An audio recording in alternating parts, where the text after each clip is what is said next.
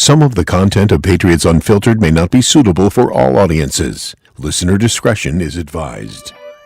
The world's original podcast. Welcome to Patriots Unfiltered. We must have had a pretty good show yesterday because it was repeated from 2 to 4 on the Sports Hub. Friday night at 5:30, I'll be broadcasting the Attleboro game. Now there is a professional That's tease. gonna be Hello, Kathy. everybody. Welcome to Sharon High School. I'm Mike Giselle. It's a beautiful We night. had a beautiful Hockomock League action tonight. Don't forget the Rocketeers. 50-50 raffles going on. He's Right one now of, he isn't. He's one of Jacoby Brissett's weapons, but is he a weapon? I'm going all I Andy like on it. you. I know, I like it. I'm going I all like Andy it. on you, but I think he's dynamic. no, I don't think he is. Yeah. Demario Douglas? Yeah. You're talking about Pop now. No, I'm talking about DeMario. I know. Was Wes Welker a weapon? Yes, he was. No, guys that average 10 yards a catch are not weapons. Troy Perillo. Brown. Like Welker, not good enough for Patriots Hall of Fame. Because Evan loves to go around talking to guys in the locker room. Maybe Lazar's whispers in the locker room. You know, maybe Yeah. some I don't some think little that's a good nuggets. idea. This is Patriots Unfiltered. Presented by Toyota's official website for deals, buyatoyota.com. All right, welcome to Patriots Unfiltered. It is Thursday here at Gillette Stadium. Another edition of Patriots Unfiltered. It's Paul, it's Alex, because it's Picks Day. We got to hurry. At least she's not celebrating anymore. Are any of you None celebrating? of us. Oh, no. But usually you only come in when you have something to celebrate That's about not yourself. true. Deuce and Evan will be by later. But yesterday we made the announcement that we're going to launch our Patriots Unfiltered newsletter, and the reaction has been overwhelming. Paul. Well received. A lot of people emailing in, making sure that they're part of the initial list, send list, I should say. Did you know about this, Alex? I heard rumblings, but Yeah. nothing formal. But Yeah. newsletters are back. Yeah, we decided to come up with a newsletter. It'll have clips of, like we'll do a couple highlighted clips of the show from that week. We'll do our picks results, keep us all accountable, and then we'll have other Great. features within it. I just had to send the picks to somebody. I was like, Yeah, I don't like being in last place. yeah. So we'll probably have you contribute to it as well. Good but to know. This will go out weekly learn to right all now. anyone that emails into the show will be on the initial list, and then if you want to opt out, you don't have to get it. But I don't see why you wouldn't. But we're going to start that in a couple weeks once we get it all put together. It should be fun. Yeah. Good idea. Yeah. I support it. Yeah, good. And then Cosign. I have another announcement because we're getting. I was told that web radio at Patriots.com, the word web and radio are dated. Like nobody cares about the web and nobody cares about radio anymore. Sorry, Paul. So we've changed our email address. Hundreds to- of thousands of people would disagree. But I know, that's okay. but we've changed our email address to podcasts@patriots.com. Now, if you have web radio already locked in somehow, and you send it to that address, we're still going to get your emails, so don't worry about that. But from now on, you're going to hear us saying, send your emails to podcasts@patriots.com. Or you'll hear I hope us the Surface mess up can take and all the say uptake in the original. emails. Yeah, but either way, if you send it to either one, it'll all go to the same place, so you'll be fine. But we've got to get with the times, I'm told. Podcast is more appropriate and makes more sense to actually what we're doing these days. So podcasts@patriots.com is our new email address. Keeping it current. A lot of changes. Getting young. TPX hotline, a lot Yeah. of stuff happening. Paul, you don't like change. I don't like change for change's sake. No. No. I like the newsletter. Yeah. And, if we have different sponsors, obviously, you Yeah. can change. I Yeah. mean, that's Yep. That's revenue. Wiz Khalifa, Why that's we're on here, you. Alex. We need a food sponsor. We need a lunch sponsor, right? Yes. Yeah. yeah. I mean, it used to be James Pettigrew, but All these years of pizza time shout outs. I'm surprised no one's come knocking. I know. Well, they only probably ask. feel like our reach goes beyond their geographical territory. That's true. So you need a franchise. yeah. You need, somebody that can take advantage of the broad reach of our show, Like Jersey Mike's. like maybe. Jersey Mike's. Right. Yeah. But No. just the name Jersey Mike's in and of itself, I feel like they couldn't. They would be selling out. They're all over the place now, right? Yeah, Oh, yeah. but like the founders, Yeah. Are it'd they be like Dunkin' Donuts becoming the official sponsor of like Colorado, like a Colorado team. Right. Like You they don't have think they Dutch are? Bros. Yeah, they might already They're our be. official sponsor of the pregame show. Yeah. We already got Duncan. They're Of good. ours, right? Yeah. But I'll not bet- like. But I'll bet I'm just there's- giving another shout Yeah, out. not the I'll bet Broncos. they're sponsors for other teams too. Just so you know. Probably. I don't know if they have the official pregame. Not as prestigious as the pregame show. Yeah. You know, let's not get mentally irregular. And not that we wouldn't want Duncan to be the lunch sponsor of this show, but the breakfast menu's spot. a little limited when it comes to Breakfast lunch. spot. Let's face it, right? You know, Yeah. I can't be Sweet having a green, sausage kava, egg and cheese hit us croissant up. every day. See, now I'm just having like Vietnam flashbacks because Tony's always making fun of me about the Duncan read, so I have to pretend I don't know what you're talking about. Oh, okay. Anyway. You ever hear him make fun of me about every time he does the Dunkin' Donuts read? he Oh, says, on your show. Yeah. Yeah. Tony not, Mass. Not on this show. Yeah. I was wondering. But yesterday who's it was a Tony? Bernardi Toyota read. I was like, how come I don't get part of that one? Yeah. There you go. You know, Sunshine.com's driving away with a Toyota. Yeah. Absolutely. I wish I was. So do I. Yeah. Nothing. I get nothing. I got 150,000 miles on my car now. I'm close to the 200 club. Yeah. 2019 Peace, too. Yeah. I can't wait. I This hope is they me send me knocking a on the door sticker at or 300. something. Yeah. Woof.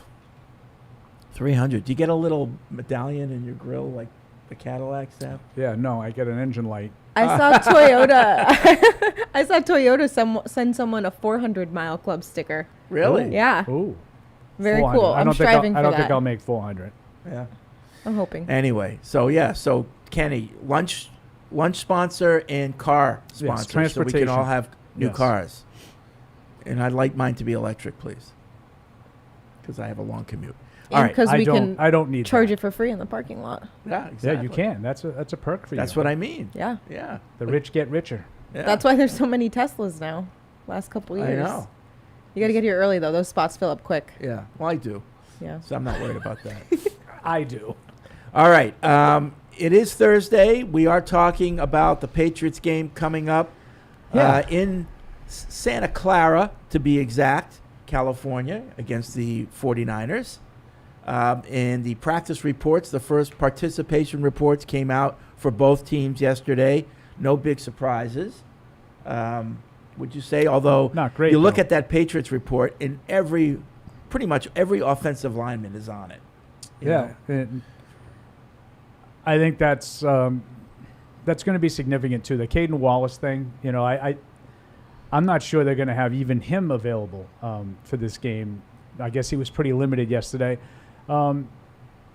If you have to go with Trey Jacobs at left tackle, and this is this is a guy just got claimed off waivers. He's been here, you know, for a month, so that's not ideal, as the kids like to say, and you know, trying to pick things up that quickly and being thrust right into the fire. So that's something to keep an eye on. We'll see today when Evan gets back. Maybe he was able to do. Caden Wallace was able to do a little more in practice. Maybe he's has more of a chance to play. But on the positive side, City So was in pads, as Evan said yesterday, and was at least limited at practice. He was at least taking part in some, and I don't think he's done that yet until yesterday. Yeah.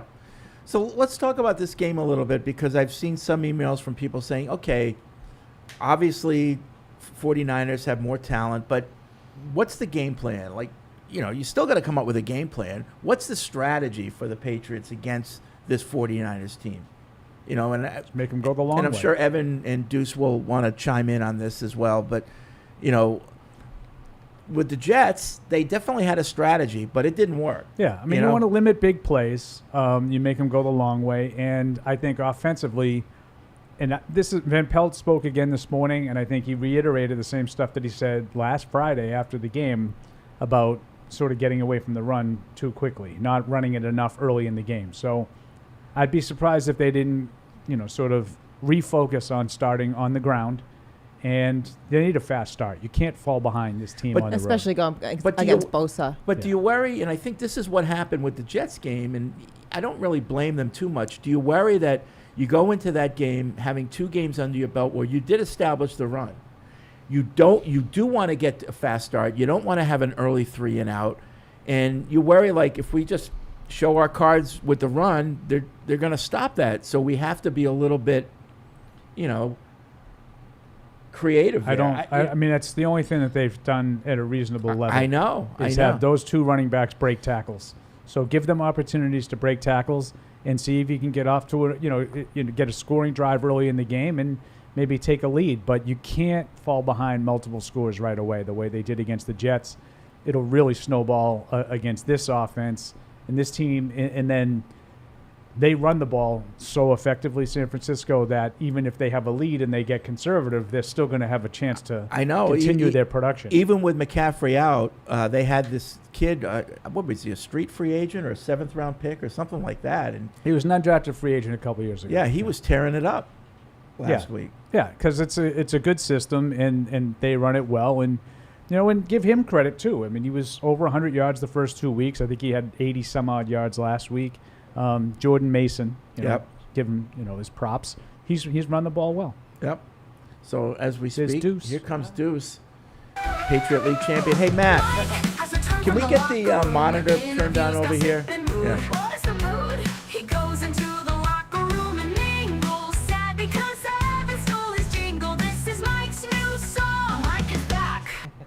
Mike is back from the locker room. I came back a little early today. Yeah. It's a little subdued in there today. Oh, yeah? You feel like you needed to help us? I know. I felt Alex like and I couldn't you were handle Fred? floundering. No. Paul, there were some people yesterday pointing out, tweeting at us that we need to keep you in check, actually. Yeah. Oh, man. Did you get tagged on that one? I heard Why? What happened? No, it's just me, I Fred, heard and the- Evans. What Somebody happened? sent like a tweet to me, you and Evan, like, someone's got to keep Paul in check. I'm like, what are they talking about? Yeah. So I don't The know. negativity, you mean? I need to I be. don't know. I need to be kept in check. I know. Yeah. We'll do that. But Yeah. no, it was a little quiet today in the locker room. Ramondre fumbles, asking about that. Devon Godshaw talking about the run against San Francisco. I mean, I think that was the theme with the defensive coaches too. Being ready to buckle your chin strap up and be ready for a physical 60-minute game. So they're declaring that they're going to, try to establish a run. This is what we were just talking about. Like, what should be the game plan, at least in that first quarter against the 49ers? Because like Paul said, you want to start out fast. You don't want to fall behind. yeah. But the only card you really have to play on offense is the run game. Right. So, like, the 49ers are like, okay. I know. We're. It's hard to prescribe, go out there and Yeah. spread them and just throw the ball all over the field, as much as you might think that might make sense not to run into them. But yeah, I think Patriots kind of have to do what the Patriots do, maybe. And I know it's maybe not a route to victory, but we were talking maybe you can be plucky and try to keep it close. And I think it just comes down to Ramondre. They're able to run the ball with him and get him going and kind of get him and Gibson going 1-2. But it's hard to really ask them to spread it out and let Jacoby throw it to all these guys. I think that's kind of what they tried to do a little bit last week, and we saw that it didn't really work. What about, I was watching the Bills game Monday night, and there were 2 plays that they ran. They were the same play, but to different guys. And it was just a little running back leak out to the left side. And both times the guy was wide open down the sideline for like 15-yard gains. Yeah. Like high percentage pass, happened really fast. It took like, 2 seconds to get out of Josh, but it worked both times. Yeah. Something like that, high percentage, pass equals run type of plays. Can they do that? Yeah. Well, AVP said about getting the ball out quick today, right? They reading. I don't know about reading the coverage a little high or anything like that, but getting the ball out quick, and they all seem fully aware of what they're going up against. So I enjoyed hearing Covington and AVP kind of just talk about how established this offense is, and for San Francisco, and they know what they want to do, and it doesn't really seem to matter with the personnel. Their offense is a whole. I'm talking about right now our offense against their defense, and their defense is pretty established as well. Yeah. And that's what I'm worried about. They've got those guys on the edges that can ruin games. Yep. Fred Warner's one of my favorite players to watch in the game. And he's just like an ogre out there, like the way he he's so instinctive. Tough, he's so instinctive, fast. And then you've got our offensive line that's all beat up. Yeah. And there's a scenario where our left tackle and our left guard this week were signed off waivers last week, So it's like you said, it's going to be hard to really get a lot going on the passing game if the quarterbacks are just getting totally pressured constantly like they were against the Jets. So I don't know. Yeah. Trey Jacobs was a popular guy in the locker room this morning. A lot of guys, talking to him about potentially having to start. I guess we'll see with Caden Wallace. Caden Wallace walked through.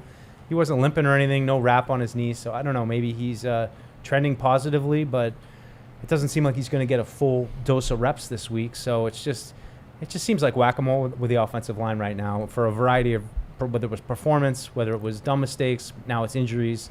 They just can't seem to find a group and leave him in there, which we joked about it in the training camp cast, right? I remember Tamara saying, like, it'd be great if we could just settle on some guys. And it felt like after like 3 or 4 practices, it was, all right, this is what they're rolling with. And then the injuries started and the juggling started, and it doesn't seem like it stopped since. Well, you know, I had that call out for the newsletter, and everyone started emailing in that hasn't emailed in a long time. And one of them was, remember Michelle, who I love to call Charlotta?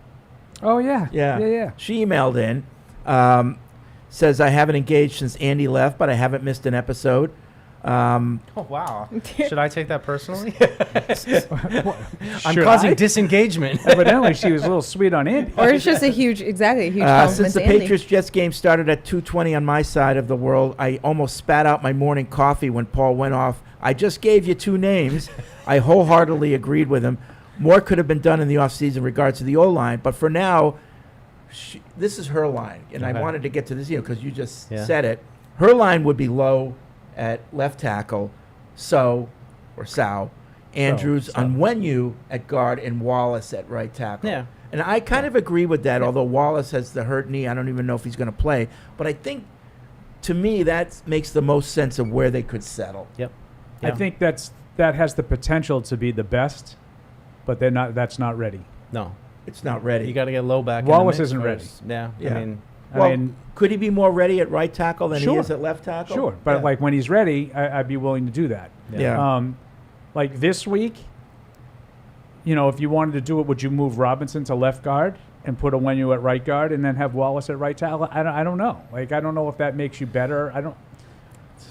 I like Robinson better than So. I will say that. I like the draft pick. Yeah. I think he has. I think he has more potential, but I'm by no means. I'm not an expert on the offensive line play. I like the power that I've seen from Robinson. I would agree with that. I mean, I was a little bit surprised with So early on with some of his performances. He just seemed like he was getting all thrown around. Like, he just seemed like he didn't really have a sense of space. And I think Robinson has ways to go in pass protection, but he's plays with an edge and he finishes. And I mean, he's gotten maybe a little bit more of a spotlight than some of those offensive line guys who are on Twitter are always putting together cut-ups of him, where it's like, man, we got killed, but yet here's 40 plays, and Layden Robinson, I guess, to put it all right. But the Baldy's breakdown loved him this week. Oh, did you guys see a Sailor making it into the Baldy's breakdown? I put it in Slack, actually. So Baldy, Brian Baldy. Nobody knows who Sailor is. Sorry. All due respect, I don't see those breakdowns either. So it's funny. He did a little breakdown on the game here. I think it was Polk's touchdown. And then, like, Baldinger, and who's this girl here? And you see Sailor run over to, like, shoot Polk after his little red touchdown. hat. Sailor's one of our social media people here. And he's like, this girl, she's getting that shot. Like, it started, like, breaking her down, saying what a good job she was doing, being aggressive right in front of the thing.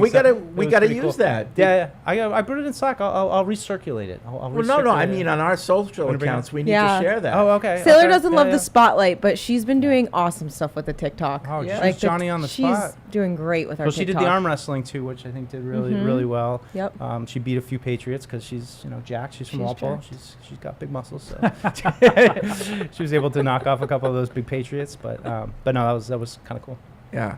So, as always, you can't make mistakes. You can't turn the ball over. You have to be fundamentally sound in this game. Start off. Don't beat yourself, because there's plenty of ways for them to beat us. So, if we can at least check off the box of we didn't beat ourselves, that helps. But it's an uphill battle. But who knows? I know. I mean, there's been an upset after upset this year in the NFL.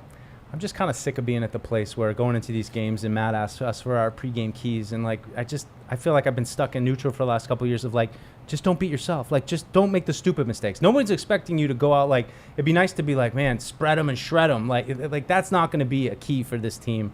It hasn't been since 2019. They might have to take the ball away too. All that stuff might not be enough. Yeah. Like they might have to take it away, like against Cincinnati. Like you did all of those things, but the two takeaways are the reason why you won. Yep. 100%. Fumble at the goal line and then fumble on special teams. Those were key. Are you going to be all right sitting next to Evan in that press box if Brock Purdy starts tearing up the Patriots defense? Evan's going to lose his mind, I think, with Purdy. Evan hates Brock Purdy. He hates Purdy. I don't know when he's going to admit that he's a pretty good quarterback. He is, man. like I find myself going back to him like, is he really? And then every time I actually sit down and watch him, I'm like, that guy he just makes it run. He just makes it run. He's efficient. Puts the ball where it needs to be. He's what I thought we were going to get with Garoppolo. Yeah, sure. And what it looked like before Garoppolo got hurt in that first season that he played, he looks very similar to me. Yeah, I'd see that. I mean, they got to pay him, right? They're going to have to. Like, yeah. I don't necessarily think it's the worst thing in the world, but it's just always hard. You want to, when you pay a quarterback that money, you want to feel like this guy's a superstar. And I don't know if, it's hard to put Brock Purdy in that category. But like there's so few well. now. Like quarterback play is just, I don't know. It's not Drew Brees and Peyton Manning and Tom anymore. Like there's the two elite guys, and then it's just unless Kyle Shanahan's ego says to him, "I can do it with other guys. I don't have to pay him."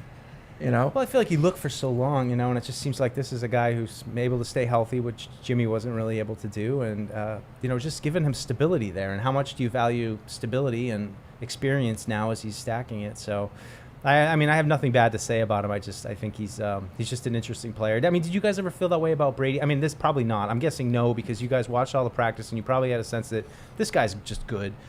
But I know there are a lot of people on the outside of Brady that are, he's just a game manager. What does he really do? I mean, early on. I was going to say, you're talking like early 01. 02. Yeah. No, I mean, in 2000 when he was a backup, I have to be honest. I wasn't like, this kid's coming up. I was not there. No, I wasn't either. But you definitely, I wasn't stunned when he made the team. I was shocked that they kept 4 quarterbacks.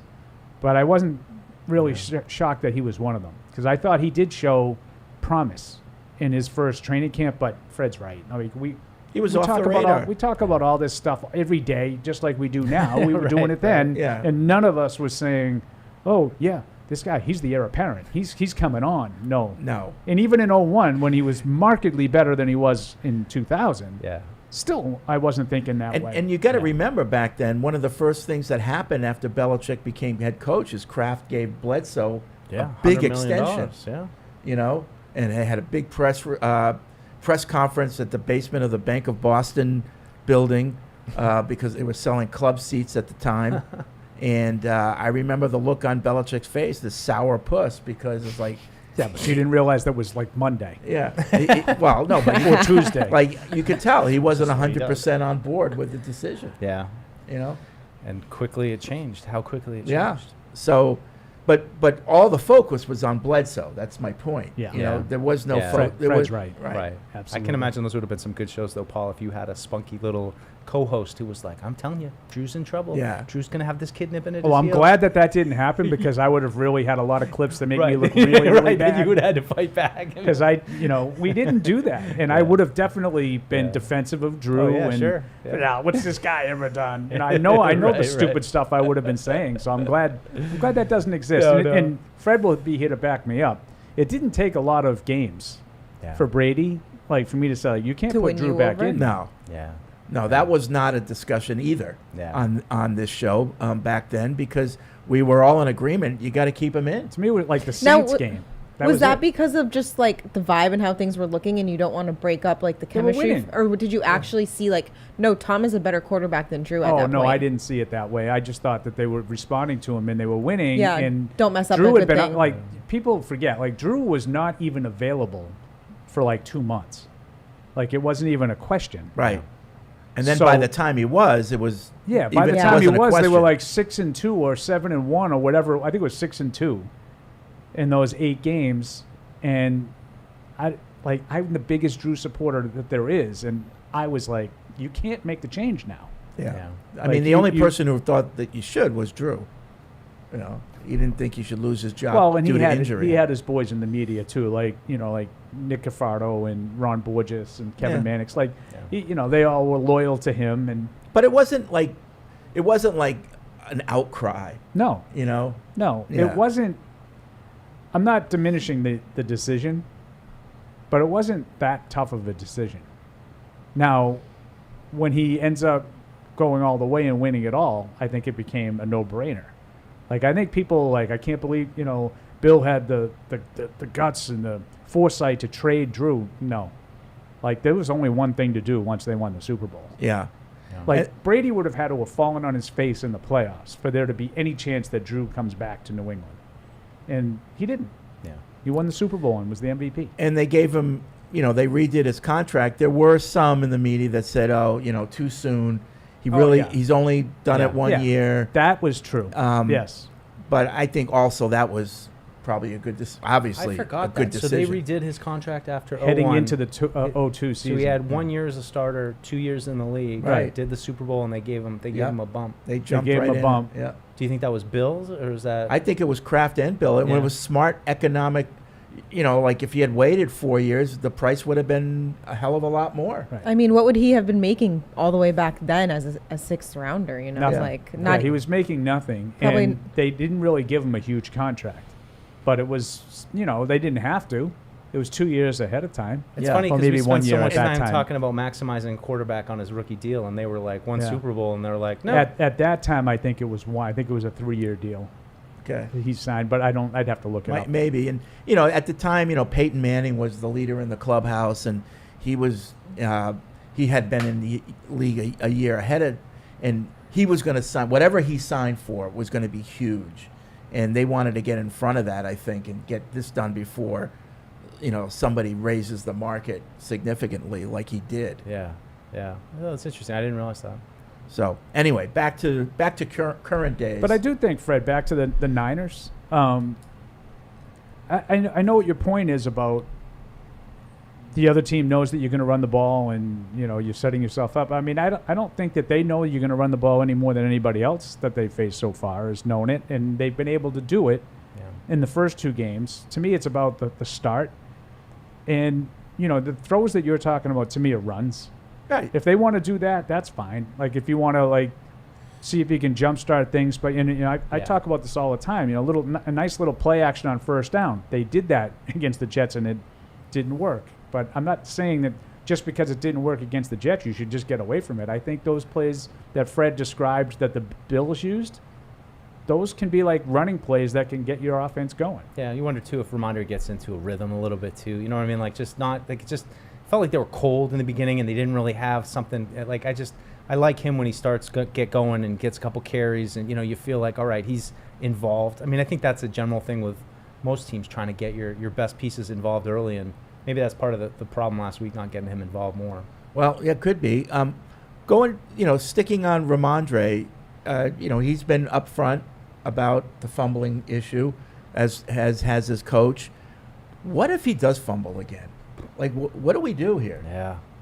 I mean, you know what Bill would do, and that's, I don't know. But that's a good question. But at this point in That's a Ramondre's really- career, I think even Bill would have a hard time now. But that's a really good question. Because Yeah. what do they do? Like, do you just say, Antonio Gibson, you're going to get 25 carries, 30 carries this week? We're not sit running. down, Ramondre. Yeah. That is a hard. I mean, I'm all that's a for tough putting spot. Ramondre out there, give him a start, and hoping he doesn't. But what if he does? Well, but yeah, I mean, he's fumbled in every game, so I know. it's there has to be a certain point where you're like, dude, like we got to do something about this. Like, we can't just keep talking about it.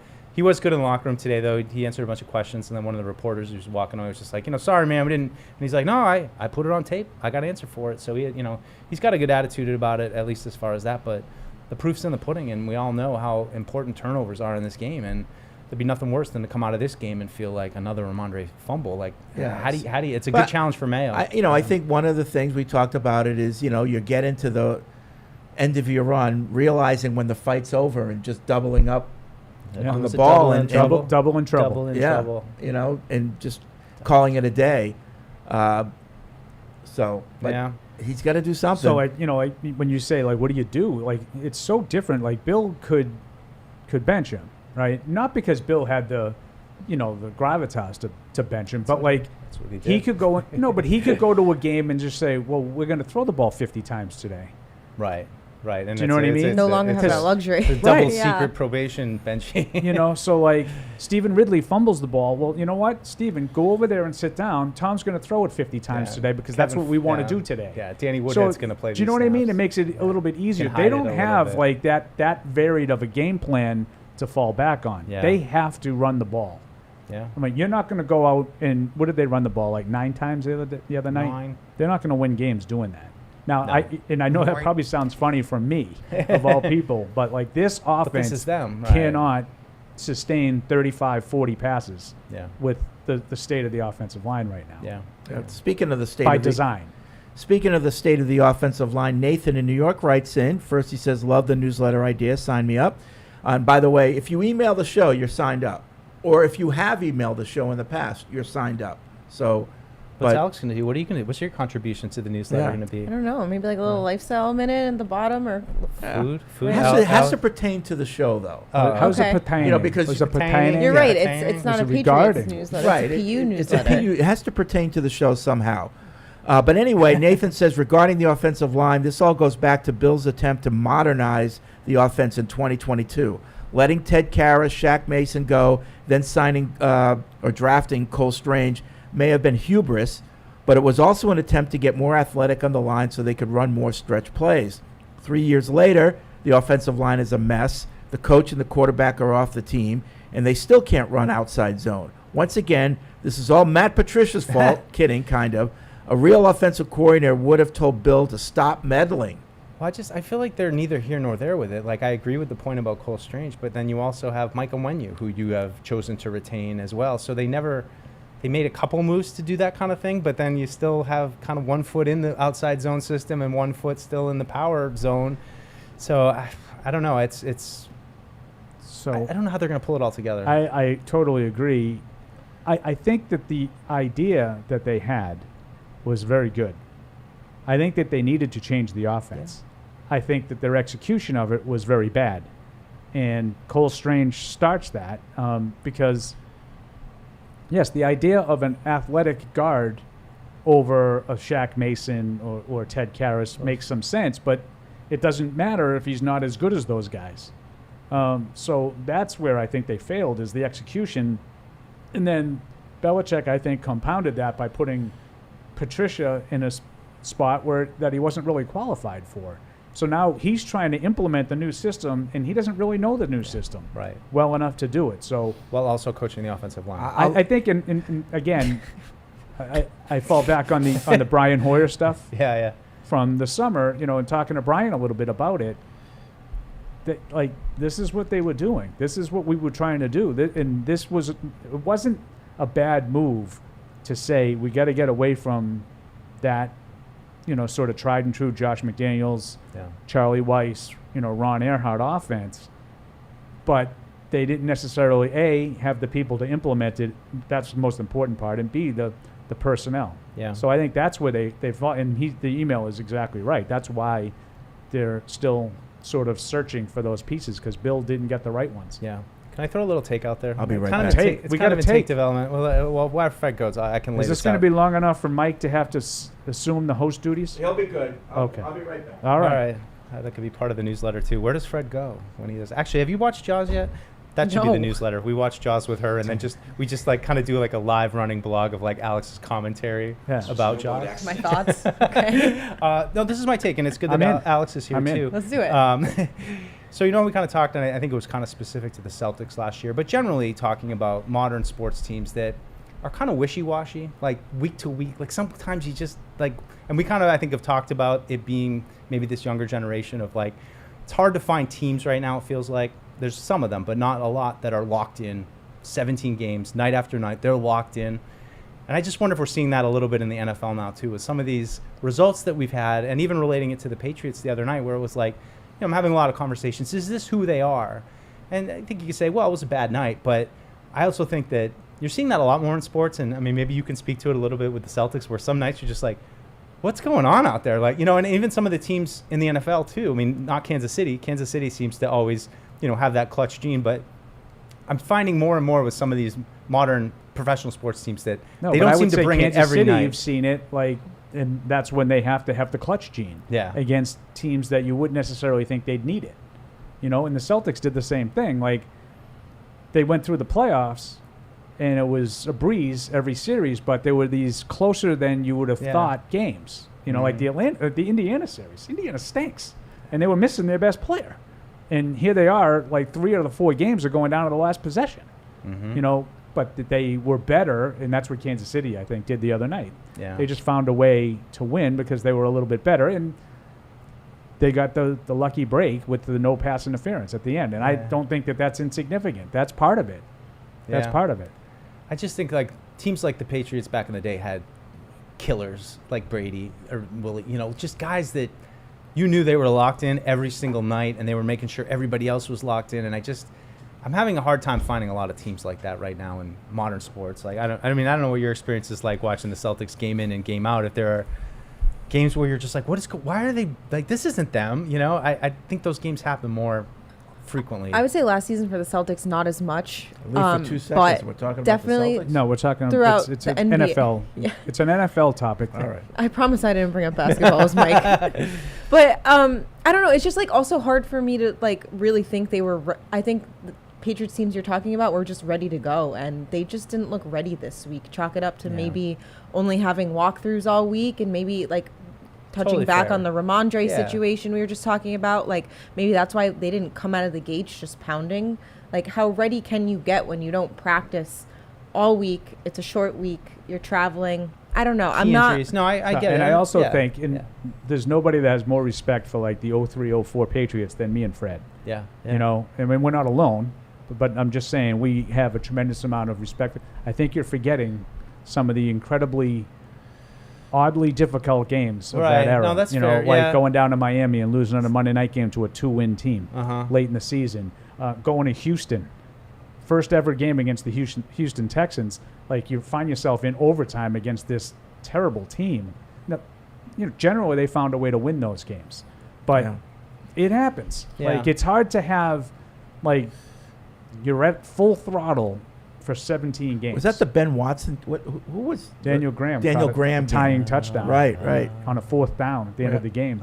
I guess I was I spoiled. knew, all I knew it was a tight end. That's all I knew. Hey, if it's in the first Paul decade should of the be 2000s, studied. he's got it locked down. You should be studied. But maybe I'm spoiled too by a 21 game. You want to really get into Wanna it? get weird? In overtime, Houston took over, I want to say, on the Patriots' 35-yard line. Like basically already in field goal range to win, and the Patriots knocked them out of field goal range. That's like the clutch gene. There you go. And this There was you go. also the birth of the nod, where you would have like a field goal. Oh, there was no nod that day. But like there was a field goal in the first possession of the game. You're like, You could just that's tell. it. You could just tell by the Bethel way. Johnson opening kickoff against Cleveland. I'm done. No, when you Game. forget stuff with like your wife and your family, do they pull this up and they're like, "We know you have a good memory. You have can no remember excuse." the 2004 Patriots, no problem, but you didn't get bread at the store. You listening in my house Monday night? I heard about that. I'm better than this. What am I doing? It's like 5 minutes in. I was like, what did I do? How What long am have you been doing? husbanding? Get this. What am I Get it doing? together. How did I get in this argument? Walked right into it. So stupid. I was so like, ugh. Oh. But no, we were just sort of correlating, like bringing it, bringing the intensity level. Like Mike was saying, like a lot of people have asked him, do you think Thursday night for the Patriots, was that what they are, or was that an outlier? Yeah. Well, you figure, you wonder, we see Gerard Mayo at the press conferences, and he's pretty low-key guy, right? Yeah. But being a linebacker, from the defensive side of the ball, you wonder behind the scenes if he's like, this week really, locked in and, and serious. And I think a lot of those guys have that side of, I've seen plenty of guys that, you hear it a lot in hockey where it's like, oh, nicest guy in the world, but you get on the ice and it's like, he wants to kill somebody for no reason, Ulf Samuelson or something. I So like you that wonder in my if linebackers, they though. come out fired up, if they, Yeah. at least they're running around, on the defensive side of the ball, running around to the ball and Well, tackling well. And I wonder to San Francisco's, where they're like, here come the Patriots, like, Yeah. we're 10-point favorites. Like, are they going to be able to bring it? I have all the respect in the world for that team. That's and, why I think it's such a you bad know. thing that they lost that game to the Rams. Right, they're The not gonna, Rams, they're not going to sorry. have that feeling. Well, if they do, and they have some trouble there, because I know that they're missing a boatload of talent. I'm not dismissing the amount of quality players that aren't playing, but if you can't sort of refocus and come forth with a better effort when you're 1-2 and you have Super Bowl aspirations, like Baltimore played a pretty desperate game, I would say, in Dallas. At 0-2, they recognized the urgency of the situation.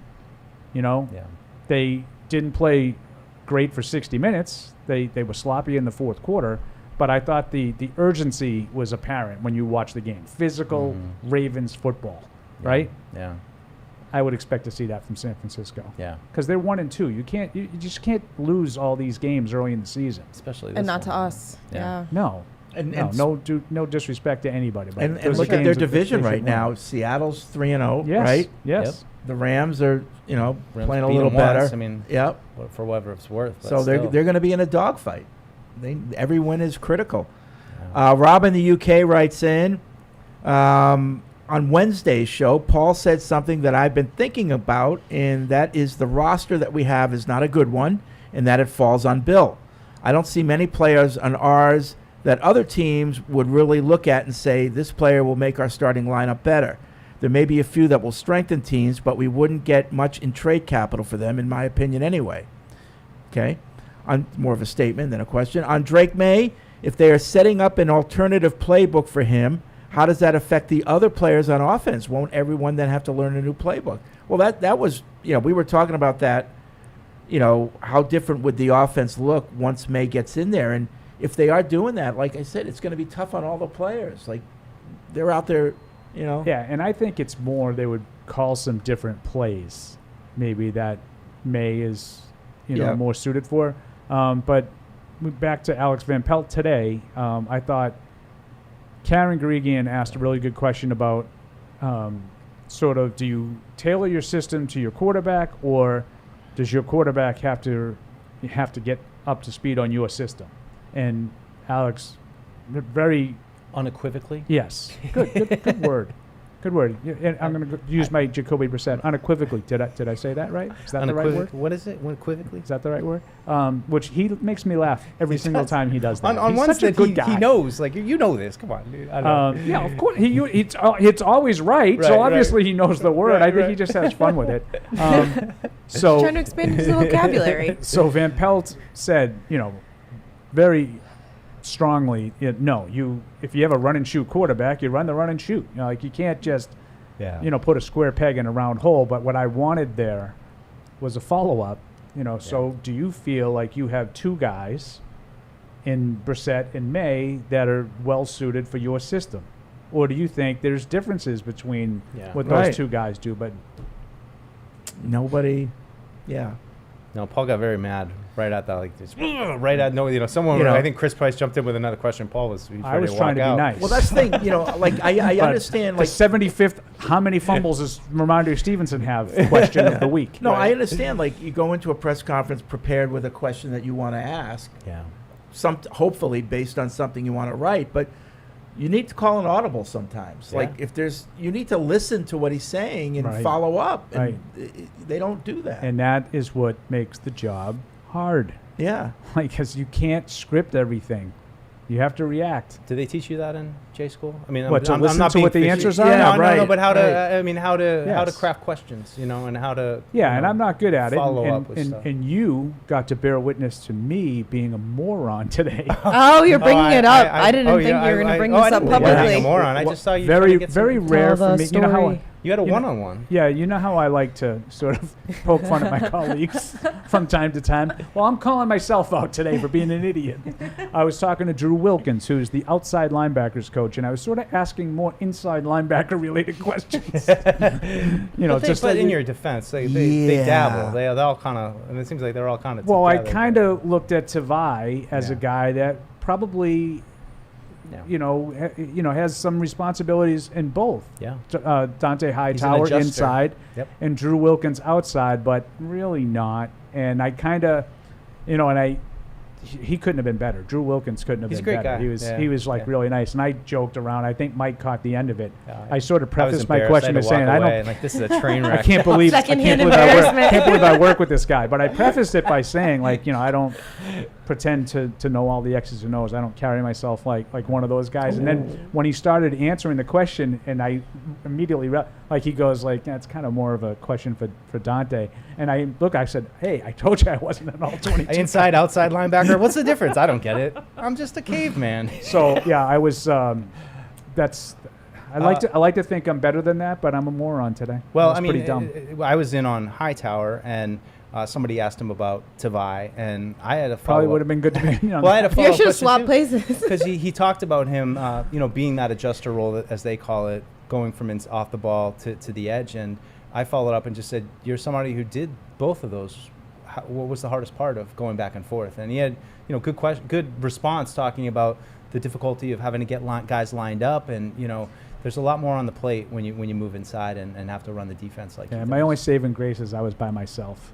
Okay. So I didn't embarrass myself in front of If a others. tree falls Greg in the Bedard woods. wasn't there. But in true Snickering. Paul fashion, I'm accountable. When I do moronic things, I tell you that I'm wrong. Yeah. There you go. I came in, I called myself out to Alex and Evan, and Oh, hey. Now here the I am. world. Now Now the hundreds world. of hundreds of thousands of people are listening, and I'm admitting An idiot not the sandwich. best question. Yeah. No, I was surprised when I walked in there. I saw you and Drew. Like, it seemed like you had a private party going on there. And I was gonna just like, "Hey, what's up?" But I'm like, I had to duck out. Well, I talked to Jerry Montgomery a little bit about some of the stuff that you and I have been talking about with just like depth, and Yeah. I think opponents adjusting to that and sort of going hurry up to keep personnel on the field and stuff like that. And those were good questions and answered well by Jerry Montgomery. Yeah, I thought Doug Kite had a good question, which I didn't realize, saying that Aquale and Godshaw played like career high snaps in that game, which Right. is another. So like, I actually, my first question when I said I wanted to sort of get back to what Doug was talking about, and that's what Yeah. was my jumping off point. Yeah. Because I agreed with that, and they can't want Godshaw to be a 3-down player, and that's what he's been a lot of the time. Yeah. Especially the last 2 games Yeah. with Seattle and New York going with no huddle a lot. yeah. A lot of emailers preaching patience, Okay. which I think is great because I Matt would Smith want- needs it. I would Matt 1,000. Smith does? Yeah, it's about Matt. Oh, but- no. I thought we were talking about. I thought we were talking about the team, Of and I would course. actually. We had to- I of would- I would course. agree. I had would this- wholeheartedly agree about. Are we going to patience. adjust the show playbook Yeah. for the player? I or think do we are. I do- think we already have, Mike. I think we already have. Yeah. But anyway, Ford in Savannah says, I'm encouraged by the direction the team is taking. Throw out the win-loss column this season. The Patriots have a head coach and a quarterback. The right moves were made with an inherited roster. As has been stated on your show, if this offense can be adjusted to fit Maye a little more, I think it will work scheme-wise. The team just needs time to build through the draft and develop players. The other way got them to the first round in the playoffs, 10-7, then a quick decline. This is the right way to build for the future, as much as it might not look great currently. Well, I hope you're right. All right, I'm going to play the other side of that just real quickly. So I would agree with preaching patience because I don't think this is like a 5-year rebuild. I think they're starting a rebuild now. I think that they're sort of taking a new path. You have a new quarterback. In terms of that to me is an overly optimistic look at things. Like, yes, they went out and signed a bunch of guys in 2021. I didn't agree with it at the time, and I said so at the time. And I understand that you get that bump. But they also had a quarterback that you all thought was the guy. They drafted the quarterback, and he was a rookie quarterback they plugged in. Yeah. And then if this was week 4, week 5 of 2021, everybody would have said, well, they have the quarterback, right? Yep. They didn't have the quarterback. Yeah. So I don't know how you know you have the quarterback now when he hasn't played, Yeah. That's fair. right? Like, Yeah. again, I'm all for preaching patience. I think that's the right move, but I don't know that they have a coach and a quarterback. Right. I Well, have that's no idea. That's the fun part of not playing him, is you don't know. You don't know. Maybe he's And the I best think quarterback that might ever be played the game, I everybody. I think that might be part of it. Right? But now, now you get Jaden Daniels, who has his game, and now he's going to be the next Patrick Mahomes until he's not. Until he has a bad game, and there'll be ups and downs. But I hear what you're saying. I just like going back to the Bill and the talent. It's just like there aren't star players on this team. Like they just didn't find stars, and like I was okay with the offseason and signing some of the middle class and maintaining some of that continuity. But to me, it was just the lack of guys that. You never had another Edelman hit from the 7th round. That's an extreme example. But even, Gronk, a guy that you took a chance on, was, had some injury concerns, was kind of a meatball when he came in here, but ended up being the greatest tight end of all time.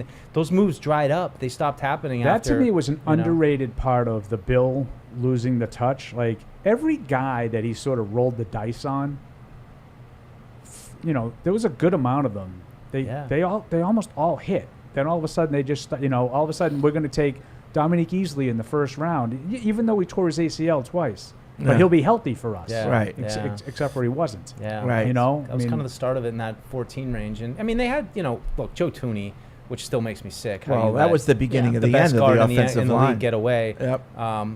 But after him, who were really the start? There were a lot of some good players for sure, but not the Gronk, the Edelmans, the Hightowers, the Chandler Jones.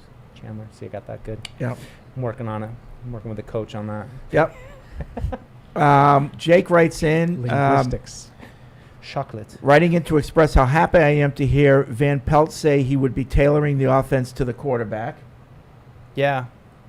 Well, I can't wait to see what the kid has, as long as he just shows enough flash to maybe attract some free agents / give confidence to the front office to go after a guy like Metcalf with our second pick. I'll be very happy with the season.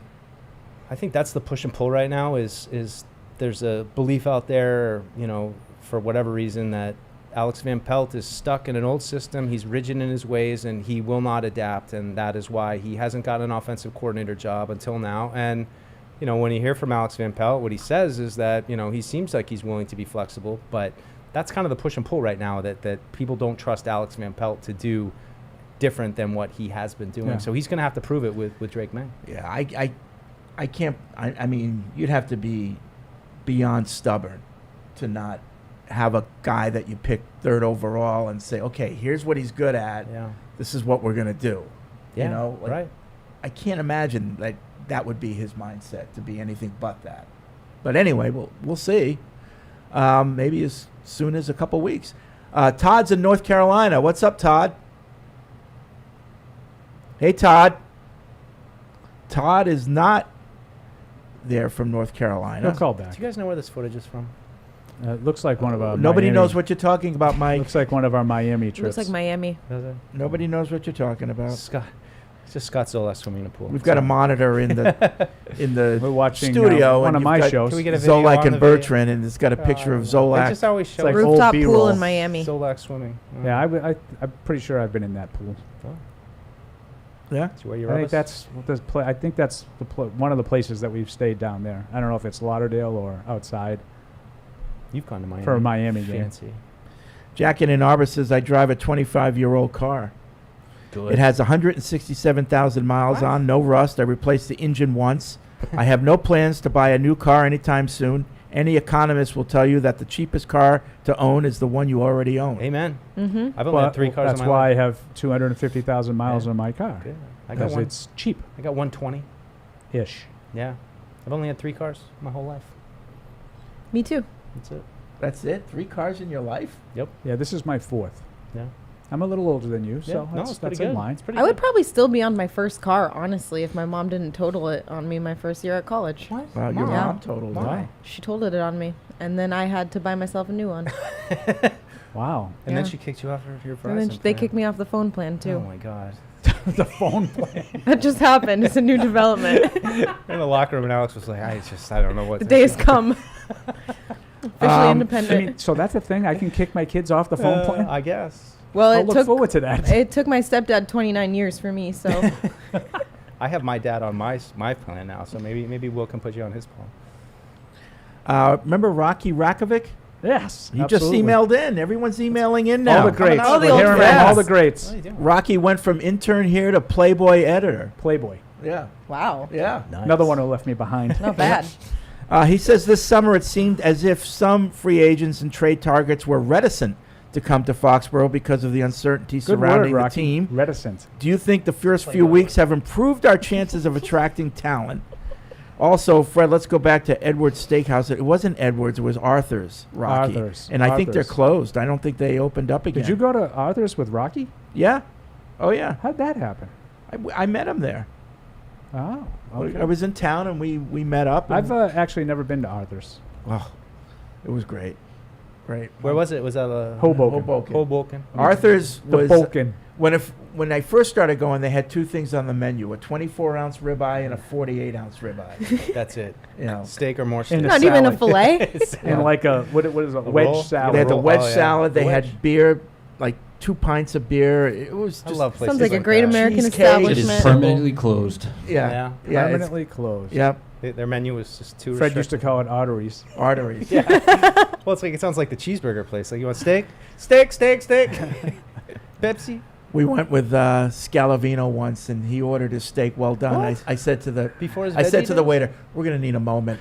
And then I turned to her, I said, "You are not ordering a well done steak. If you want, you get a hamburger. If you want well done, you know." So Dad telling the Yeah. kid. He Wait, was that was so before mad. he went to before he went vegan or vegetarian. yeah, it was whatever before he was, went vegan. obviously. Yeah, That must have been after Andy and I stopped traveling, because I don't know why you would have been with Eric and not us. yeah. No, Eric was there. Nice One of the first company. times we went was with Mike Reese, and he ate so much he threw up in the bathroom. Oh my It god. was like a Roman orgy, you know.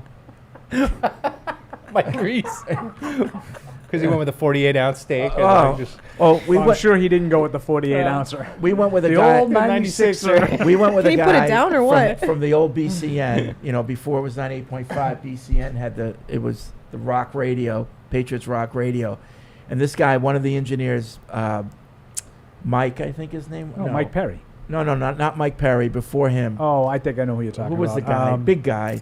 Oh, Anyway, I he don't know had who you're talking about. the wedge salad, French onion soup, the 48-ounce steak, of which he ate all of it, cheesecake, and 2 Cheesecake. huge beers. Oh, I couldn't geez. have done the I would've- cheesecake. He The must rest of have the gained rest of 10 that I pounds could in have one had. He sitting. ate the whole. I mean, I couldn't believe it. cheesecake. Yeah. I would not have been able to get the Cheesecake. cheesecake down, but the rest of that I could have taken Yeah. on. Cheesecake's filling by itself. I mean, that the should French top onion it off. soup is By filling. that point, why? Like, who was forcing them at the end? it's not like a little cup. It's like a big bowl of French onion soup with the bread over it. And the Yup, the cheese. cheese on top will yeah. put me out. Oh, yeah. I So just to, go back to Rocky's email there, I would say that not yet. I don't think that they've made themselves more attractive at this point. The offense has been pretty dormant. I don't think that wide receivers are looking at what's going on in New England and saying, I want to be part of that. yeah. But Yeah. there's a whole lot of season left. You get Drake Maye out there. He shows some promise. That can change in a hurry. Yep. I'm gonna get back to Todd. He's calling back in. Oh, he's calling back Okay. in. Okay, Todd's giving it another Todd's try. 7 What's times up, a charm. Todd, in North Carolina? You got me, guys? Yeah. Hey. Hey. So at the start of the year, I called in and said I could see them being, almost around 500, 7 and 8. So just thinking I'd find out what you guys felt about your prediction for what the team's record would be now that you've seen 3 games. Kind of the good, the bad, and the ugly. Anyway, take it off. Yeah, thanks, guys. Okay. So before the season, I thought they'd win 6 games. That was the ceiling. Yeah. I would have agreed with that as a ceiling. Has anybody changed? 4 to 6. I don't know if that changed. I don't know. Yeah, I think I was, haven't really changed. I will say, the Miami situation has changed. Yeah. I think that the game next week, week 5, it has a drastically different look without Tua. Yeah. That's a winnable game that, in my opinion, probably wasn't. Sure. But, it doesn't mean you're going to win it. Right. You gotta go out and play. But I had them with 1 win going to London. Now I think it's probably going to be 2, because I think they're going to beat Miami. I think they'll be hard pressed to win this week. Sorry if giving that away. It's a little early. Get another Got picks. half an hour, and then I think they'll have a hard time with Houston. Yeah. Before London. But the London game itself is another game that looks a lot more manageable now than it did probably before the season. Chargers, Bills. Those still look really tough at the end. Yep. Yeah. I'm somewhere in there. but- Arizona looks more difficult, in my opinion, anyway, than it did at the beginning Yep. of the year. Yeah. Yeah. I think the next 2 weeks are critical. I Yeah. really do. I think you have to play well this week. Even if you don't win, you have to play well, and then maybe pull off if you don't look good these next 2 weeks, forget about 6 wins as the ceiling. Yeah. And Could I get still dark think quick. 6 is possible. I do too. Like- I do too. But I think these next 2 weeks will be telling. But I think, like, Tennessee, you should win. Indianapolis, you'll have a chance to win. You should win Yeah. that. Yep. So that's I 3. think the good ones. Miami game, 4. with Right. Tim Boyle playing quarterback. You That's a hate game Tim you should Boyle win. so much. He's I'm not exaggerating. He's the worst quarterback that's ever played in the NFL. That's 4 wins right there, and you haven't had to upset anybody to do that. Yeah. Like, you're going to upset someone like you did Cincinnati. Yeah. That's going to happen too. Yeah. So I think You might lose 6, one of those 6 once is in a the while. ceiling. Yeah, I still. Carmine in Connecticut writes in, first-time emailer. Thank you. He says, I don't know if I can live with the changes with the email and the phone, but as we learn, change can be good when it's time, such as Bill in the new studio. I think the overreaction to Drake Maye needing to play is unnecessary and overblown. I think I can speak for everyone when I say I can't wait, would love to see him play, and I'm excited for his first start. I like week 5 against the Dolphins or in London with a more neutral / kind of home environment. My paisan Paul's comment on Drake playing in the Jets games being the most exciting part of the season so far. I see promise in his development in the throw to Douglas with his pocket movement. I was there, and I will never return to that swamp again. I'm concerned that when he does play, our scheme doesn't fit his play style. I can remember Fred being adamant on utilizing our players' superpowers, and I don't know if I see that across the board with Onwenu at tackle, Polk on an end around, John Jones on the outside, Doug or Peppers deep safety, and Maye playing under center. I agree with Michelle's the one Shalata. Yeah, it's Shalata. She likes. I agree with Shalata's O-line, but want Robinson at left guard. It makes the most sense when planning for next season and plugging in the left tackle that must be first priority next season. So good email. Yeah, a lot of stuff in there. I like how we ran down. A lot of stuff. A lot of guys, maybe not playing to their strengths as much as you might like. I like that. Listen, City Sal was also a recent draft pick too, and I put him on one of the young people. Second year, he's definitely right. If he can work out at guard, I'm fine with that. Sure. Yeah. You know. Sure. No, I think that's, to me, like when we talk about what the win total's like, is I just get the offensive line right, like just get some stability. I mean, the coaches continue to tell us that they think it'll get better, so I'm gonna hopefully trust that, and if it does get better, I think then we are starting to talk about 4, 5, 6 wins, but it's just hard to see it right now when they can't even roll the same line out 2 weeks in a row. That's the thing. Injuries are just so brutal on top of inexperience. So they'll gain experience, but you got to get everyone healthy. It's so paramount. Yep. A lot of people were talking about this, and we should spend a little time on it. Trevor writes in, can we discuss how Robert Kraft said on live TV he picked Gerard Mayo to be the next head coach 5 years ago? 5 years ago was before he was even an assistant coach, and he picked him because they had a good vacation together. I don't love that. I mean, a lot of people picked up on that comment. It wasn't much different than the comment he made at the day that Gerard became... Yeah. That he had tabbed him 5 years ago to be the heir apparent in his mind. Yeah. Like he saw a lot of leadership in him.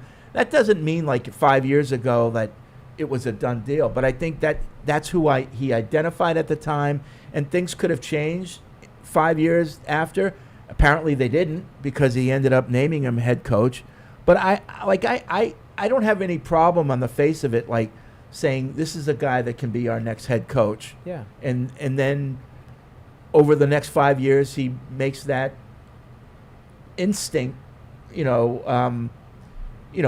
gets reinforcement of that instinct. Yeah. I mean, it's how much did Robert know about Gerard to that point? Probably knew him as a player, hadn't seen him in a few years, and maybe seeing him outside of the context of football kind of shined a new light on him. But I kind of took it the way you did. Like, it wasn't like, that's it, he's my guy. Like it's like, there's maybe something about this guy I'm going to keep my eye on. It got picked apart on Twitter as if it had been a 5-year plot to get Gerard. Right. And it's like, if you're running a multi-billion-dollar corporation, I'm hiring 24/7. Like, I'm constantly looking out for good people I can bring in and help me run that organization. It's just, that's how billionaires think. You have to have a succession plan. Yeah. Yeah. And I do think that he identified him as the successor. Yeah, he did. Then. Yeah. But I don't have enough information.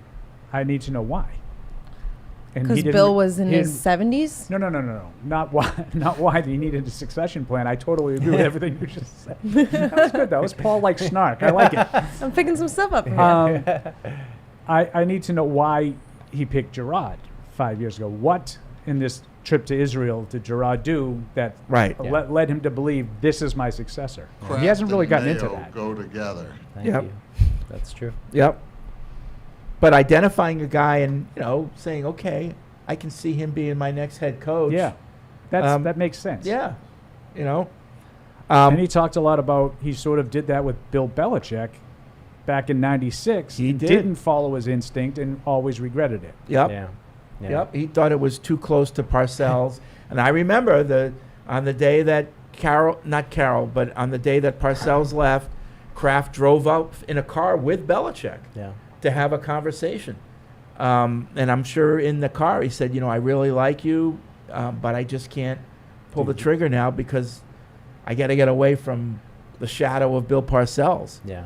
He got the tingle this time, and he didn't hesitate.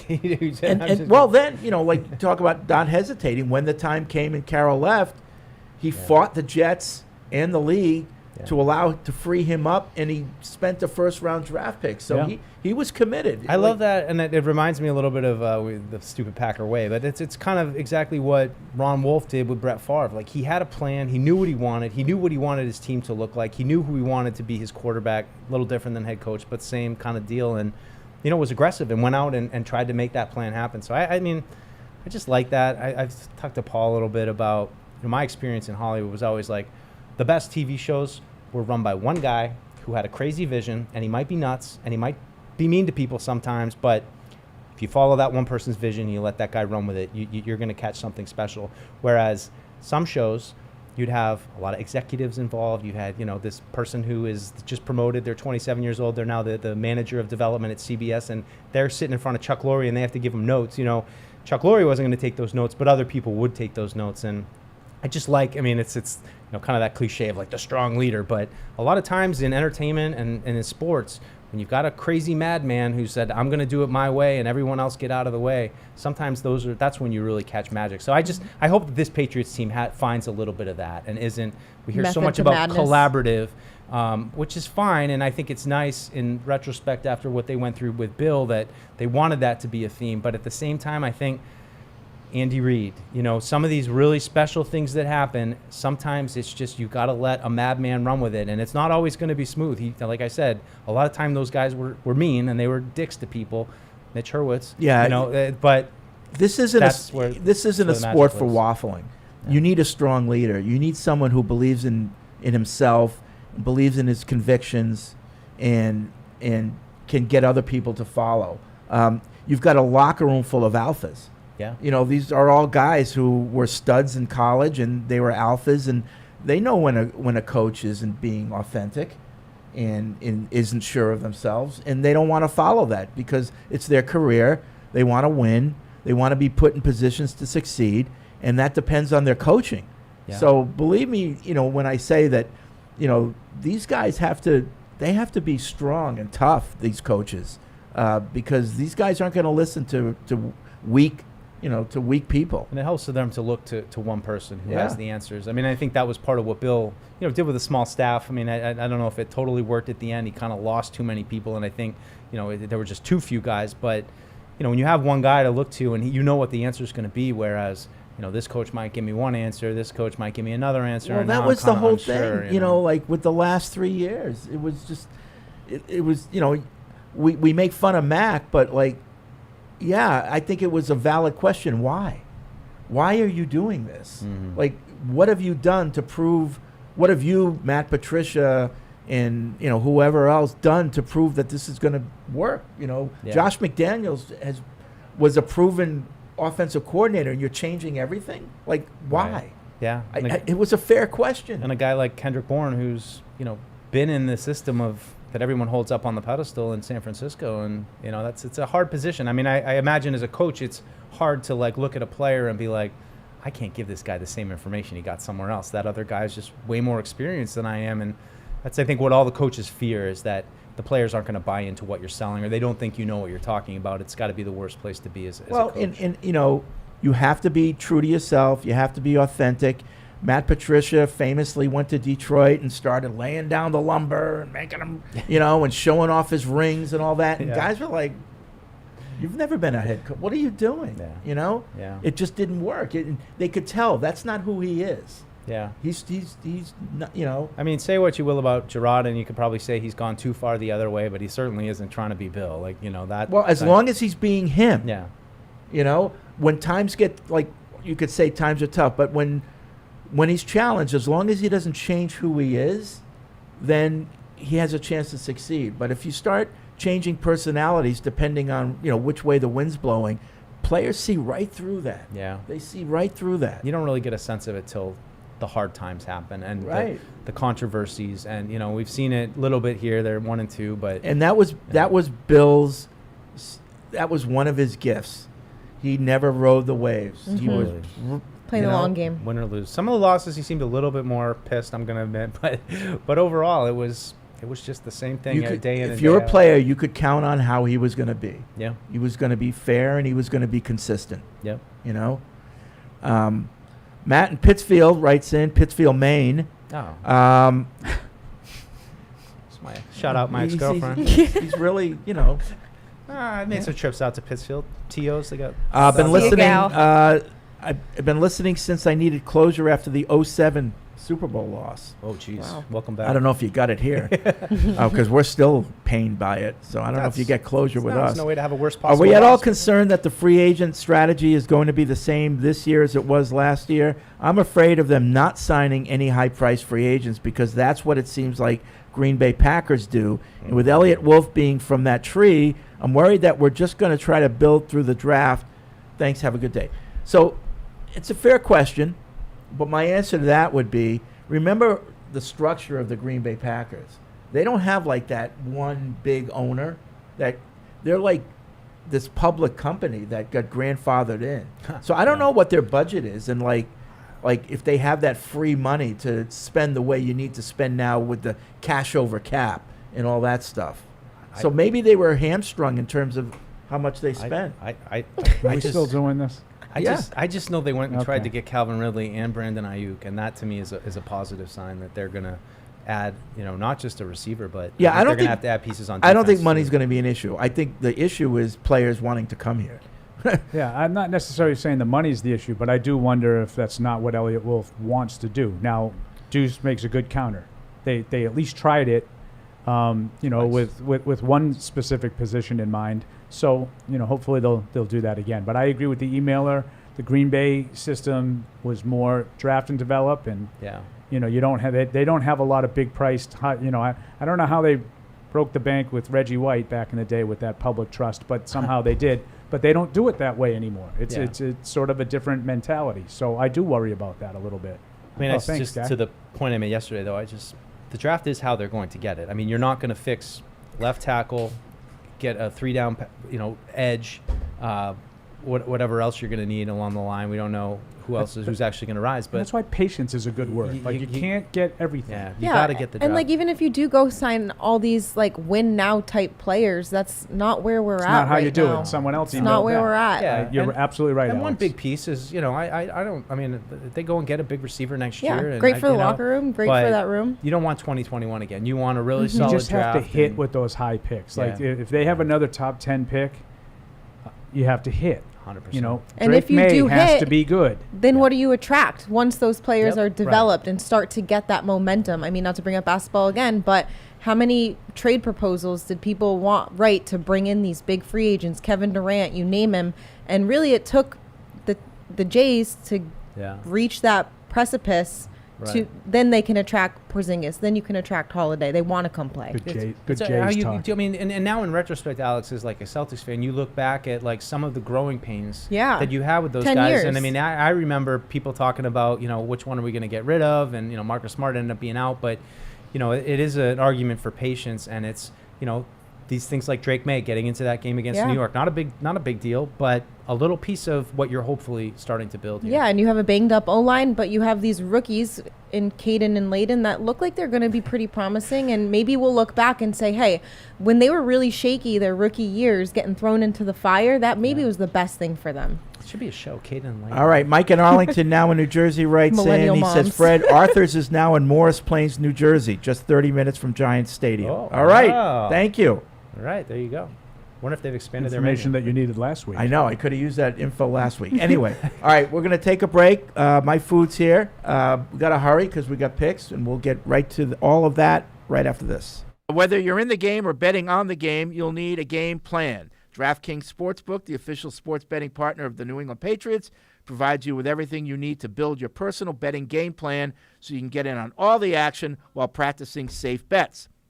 Visit DraftKings.com/responsible-gaming To learn more about all the safe betting tools DraftKings has to offer, Hope is here, 800-327-5050 or gamblinghelplinema.org. Must be 21 plus. Play it smart from the start. GameSenseMA.com. Physically present in Massachusetts. See DraftKings.com/responsible-gaming for details and state-specific responsible gambling resources. Isn't it time to get exactly what you want? Welcome to Red Hot Deal Days from Verizon, where you get your pick of our best deals. Like My Plan, where you can pick the perks you want and save on every one. For limited time, bring your own phones to a Verizon store and you can get My Plan for our best price ever. Get exactly what you want in your phone plan and only pay for what you need. Bring your phones to your Verizon store today and get My Plan. These deals won't last. It's your Verizon. When someone accidentally threw away the school play costumes, Oh no. replacements were shipped with FedEx. And with picture proof of delivery, everyone could focus on the perfect opening night. FedEx, where now meets next. For residential delivery only. Hey, just kind of how you coming out of the weekend after what happened Thursday and the bonus practice on Monday. How do you feel about where you're at and where your team is at? Yeah, refreshed. Excited for this opportunity. Got a good week of preparation coming up. Obviously starts with today. Like you said, we had the bonus day, but definitely excited about this week, this opportunity that we have, and yeah. Jacoby, Gerard mentioned self-scouting, I think, the last time we talked with him. I don't know, with just time and space to kind of look back at your 3 games so far, anything you learned looking at either yourself or your offense, maybe you didn't last time we chatted with you? Yeah. I mean, obviously, I'm not going to give you the details of it, obviously, because I'm sure somebody from San Fran is watching. But, it was a good time to, really reflect on the things that we do well as an offense, and I guess honing in on the details to do those better, and a lot of the other things that we're obviously trying to work on, either don't do them or, work on that in practice, obviously, to get them better so that when it comes to the game that we're honestly better at it. But really honing in on the things that we're good at. Jacoby, you were quoted as saying after the Jets game, I think you were sacked 5 times, I hit 10 times. You said, I always get up. How do you guard against the situation you're in right now? Do you have to take a fresh mental approach? Do you have to remind yourself of that going into each game? You are getting hit a lot. So how do you prepare for that? Or is it the same as always? Yeah, just keep getting up. When it comes to some of the things that you guys feel like you're doing well, how do you feel about your play action passing game right now? Yeah, it's getting better. We in the last game we hit pop on a big play on the play action. It's obviously certain, we're going to run the ball. We run the ball really well. So obviously teams are going, react to our run actions and stuff like that. So, it's the 4th game, so we're still getting better at it and still honing in on details as far as what concepts and stuff that we like off our run actions and what, runs that we are trying to, give the defense the illusion that we're running. So, I think over the last couple of days we've done a good job of the quote unquote self-scout to be able to say, hey, these are the runs that we're good at and these are the ones that that teams know that we're good at, that we're going to try and sell plays off of. As a quarterback, can you tell when it's a good time to run play action, and do you have the ability to give that input to Alex Van Pelt? What's that? What do you mean? So can you feel when the defense is really trying to stop the running, when maybe it's a good time to call play action and catch them off guard? I think it's all part of the flow of the game, but yeah. Outside of being able to get extra rest on the Thursday night game, what are some of the benefits of being able to have some extra time as you get ready for this game on Sunday? Yeah, extra rest. I think that's the main thing. It's just extra rest and new energy, I would say, and yeah, I think those are the 2 main things. Does it allow you to watch film more though? Does it allow you to watch things maybe a little differently, some added film? Not differently, but I guess you get more time to watch film. But yeah. Small sample size, 3 games, but from Andre, 3 fumbles, 40 in the season. What's your confidence level in running back? Unwavering. I pronounced that right? Unwavering. Yeah, for sure. I mean, he's one of the best running backs in the league. I mean, I'm not too worried about that. Do you think you're closer, or where do you think you need to be as an offense? Have you found your identity yet, or is it still kind of a work in progress as you go game to game? Yeah, it's a work in progress as you go game to game. It's like the whole thing. It's like you're closer than you think, but you also are farther than believe too. You know what I mean? So it's about that balance of being in between those two. You know, like I said, I guess the 4 days, 3 days, or whatever we had off it was time to, I guess, kind of get closer in a mindset of like, hey, what are we trying to become, and what can we do well, and at least push that part that we do well up a little bit more so that we get a little bit closer so that other things start to fall in line and become better. Is that a sense of urgency that you think needs to be added, or is it just part of the process? Yeah, it's part of the process. I think it's part of the process. Like I said, it's early in the season. It's week 4 of the season, you know, and then you go week to week. So it's early, but we're definitely trending in the right direction. Jacoby, this 49ers defense, just what are your general impressions? What sticks out the most about them? I mean, it's talent all around the field. A group that has been in this together, not along in this system, but together for a long time. A lot of good players, a lot of good. The system they play it well. They run fast. They get to the ball. They got, you know, all Pro Bowl players at all 3 levels of the defense. You know, and they know it. They play with, you know, I guess the confidence about themselves that, you know, that it's not a play on the field that they can't make, which to their credit is somewhat true, you know, but you know, a lot of team speed, a lot of physical play, so it's going to definitely be a hard hat game for sure for us. Jacoby, David Andrews was just talking about how there's been moving pieces on the offensive line. What's your message to that group with some of the issues that they've had early in the season? Just keep battling. You know, it's hard to see the light at the end of the tunnel, and but it's coming, you know, and it's about, you know, going out there, keep battling, keep, you know, putting your best foot forward, and trusting the process that when it clicks, it clicks, and you know, and like as like the question with the running back is my confidence doesn't change with the line. You know, it's the plays are gonna come. I mean, they're gonna settle in, and you know, it's week to week each week, and we put our best foot forward, and we'll be all right. How much has your past NFL experiences helped you when it comes to dealing with adversity?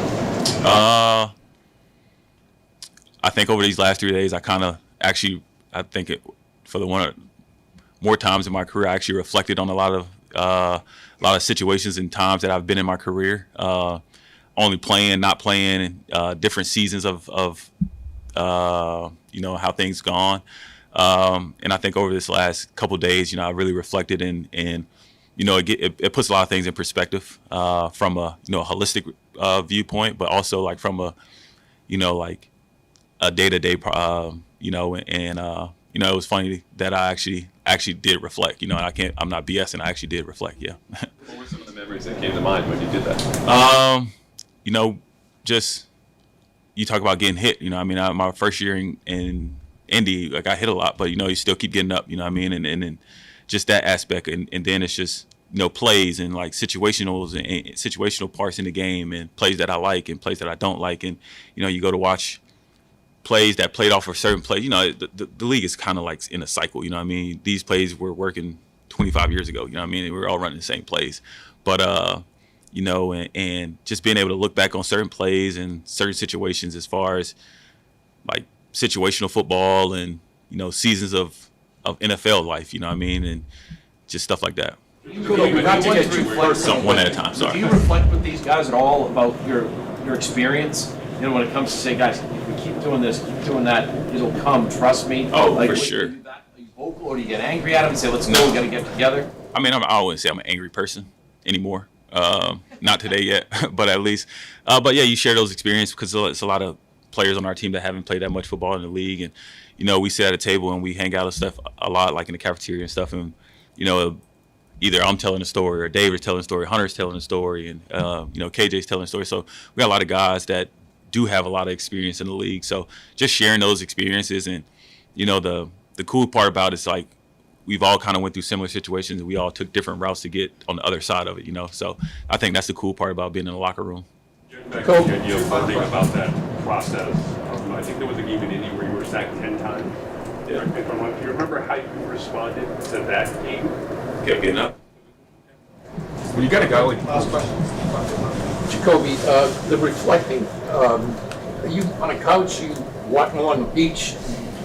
How does that all play out? Well, there ain't no beaches up here that I go to. But, you know, just, yeah, I guess sitting on my couch, right? Yeah, I'm not going to tell you if I sit in my bed. That'd be a little different. But, yeah. And now, great moments in history. The logic behind where they stock things. Yeah. The mayonnaise should be by the tuna. Okay, Jerry. All right? You can have another section with mayonnaise, but also put it by the tuna. I agree. There should be hot dog buns by should be there. buns, there but you should be have mustard, to there go all should the be way. relish. Yeah, but you have to go all the way to the bread aisle Hot to go dogs get and sausages. the buns. That doesn't bother me at all. No. Just that stuff. Because I guess if you go in and you do big shops, okay, you're going up and down every aisle. Yeah. But That's if you're what in there, supermarkets are. just get a couple things. Then you don't go to a supermarket. Where Go do to you a go? convenience 7-Eleven? Go to a convenience Oh, store. you're and going pay to a go buy little hot extra. dogs at 7-Eleven? Yes, it's the same package of hot dogs at 7-Eleven as But you get at they're- the supermarket. Check the expiration date, Paul. Obviously, charge you more. Obviously, I would. Expired. I mean, if you don't check Thanks, the Aunt Bonnie. expiration date, that's on you. Yeah, because they're sitting in there for a while. So then you don't buy them. You don't go grocery shopping at 7-Eleven. You go in there to get a Did I Slurpee. just? Did he just change? Did he just do it? Did he just do a it? pack of cigarettes and a pack of condoms. Did he Right just turn. Did he just change the argument in typical Fred fashion? That's another great moment from All right, back here in Patriots Unfiltered, 855-PASS-500 is the TPX hotline. Podcasts at patriots.com is the new email address. A lot of buzz about this newsletter. We're coming up with ideas fast and furious. I think this is going to be something huge. Everyone's going to want it. It's going to be something cool. Stay tuned for the PU calendar. Oh, that's Source 2 calendar. The boys of PU. Yeah, we're not boys doing only. that, but, Sorry, guys. Sorry. But No, that's just totally fair. Just a reminder: if you email the show, whether or not we read the email or not, you're going to get the newsletter. So don't worry if we don't read your, because I'm getting flooded here. If we don't read your email, that's fine, but you'll get the newsletter. And if you've emailed in the past, you're in. So it's got to be connected to the show, but not necessarily Patriots, right? Like Right. It's gotta, right. Okay. No, it's about I mean, us. It's about our listeners. Yeah. It's about stuff we talk about. It's the community of Patriots Unfiltered. Love it. Okay. Yep. Yeah. Yep. All right. Yeah. I'm in. Listener of the week, maybe. Listener. Well, we talk about email of the week. Email Gets of the week's a good T-shirt one. or maybe a signed item or something like that. Signed by us? No. Oh. We have players sign I signed stuff. a PU shirt during preseason. Did you? Yeah. So did I. I think Cool. we all did, yeah. We ruined You it. didn't, I Fred? ruined it. What? You didn't? I didn't. No. made A couple more calls before we get to picks. Let's go to first Brad in the Eastern Shore. What's up, Brad? Oh, jeez, I'm sorry. Hold, Brad. I'm going to put you on hold. I'm sorry. We have a special. I just dropped him. What are you doing? I hit Brad, the come wrong back. button. I hit Brad, the come wrong back. button. Die, Brad. No, but Evan's here. Not now, Brad. Evan's here. Has returned from practice. Poor Brad. Has returned from practice. Yeah, Evan has returned from practice. What was the mood? Who wasn't there? What did he see? All right, Evan. Make it quick. No, I'm only kidding. Got picks, got to hurry. No Alex Austin at Patriots practice today. He was the lone player officially absent. We also did not see Vidarian Lowe do very much. I would say he is trending towards another DMP. But on the defensive side of the ball, Anthony Jennings, a little bit more participation today than yesterday. Sounds like he's going to at least try to give it a go on Sunday for the defense. But offensively, the offensive line, it goes going from bad to worse. No offense to Trey Jacobs, who looks like he is trending towards starting at left tackle. Now, we were out there, and not to jump to the grousing right away before Fred teased me up, but Taylor Kyles of Clintus, he had a good take on this. I want to give him credit for it. He said that it could be, like week one with Chukwuesekorofor, where if it goes very, very bad for Trey Jacobs early in that game, maybe Caden Wallace gives it a go, and they try to get Caden Wallace in there just like they did with Vidarian Lowe in week one, who came into that game banged up. So I don't completely rule out Caden Wallace just yet, but if it's 100% healthy Trey Jacobs versus 50-50 Caden Wallace, it could be Jacobs to start the game. Yeah. It makes sense. I think Jennings is a little bit of an interesting one against a physical team like that. You know, he's a big physical edge setting kind of a guy. I think he's actually been okay. it's for what his role is. I mean, Yep, he is what I he agree. is, but that's a guy you kind of need against this team. He showed up with a couple of negative plays Yeah. in the game, the Jets game. He was one of the few. Yeah. They were doing yesterday. They were doing some of. We did get to see some of the run game technique work that they were doing. Obviously, outside zone tosses, all the Shanahan stuff, and just watching it unfold right in front of you, you do think of like an Anthony Jennings, and you're like, we really need that guy setting the edge this week and forcing those runs back inside. But the shoulder, right? That was shoulder. Yeah, there's a lot of guys that are a little bit different than maybe what Bill would have done in terms of practice. They're out there for attendance and for stretch, and then they go down to the lower field and are officially DNPs on the injury report later in the day. So that happened with a couple of guys yesterday. Weather for Santa Clara is supposed to be sunny and pretty warm in the 80s. Do you see guys out there with extra layers? No extra layers. It was a little drizzly, a little rainy. Had to borrow Deuce's rain jacket because I didn't come prepared, Slicker. and that's on me. I have to be more prepared for the conditions. So well, I know I'm it's gonna work on rainy that. here, but over there it's not going to be. No, so, not are nothing they going preparing on. No, for the heat? No, I'm sorry to because disappoint you. No. I'll tell you something that I heard in the Meadowlands, that it was sneaky hot. Yeah. It was there was like absolutely no breeze. I was told it was like completely still, and the air was like heavy.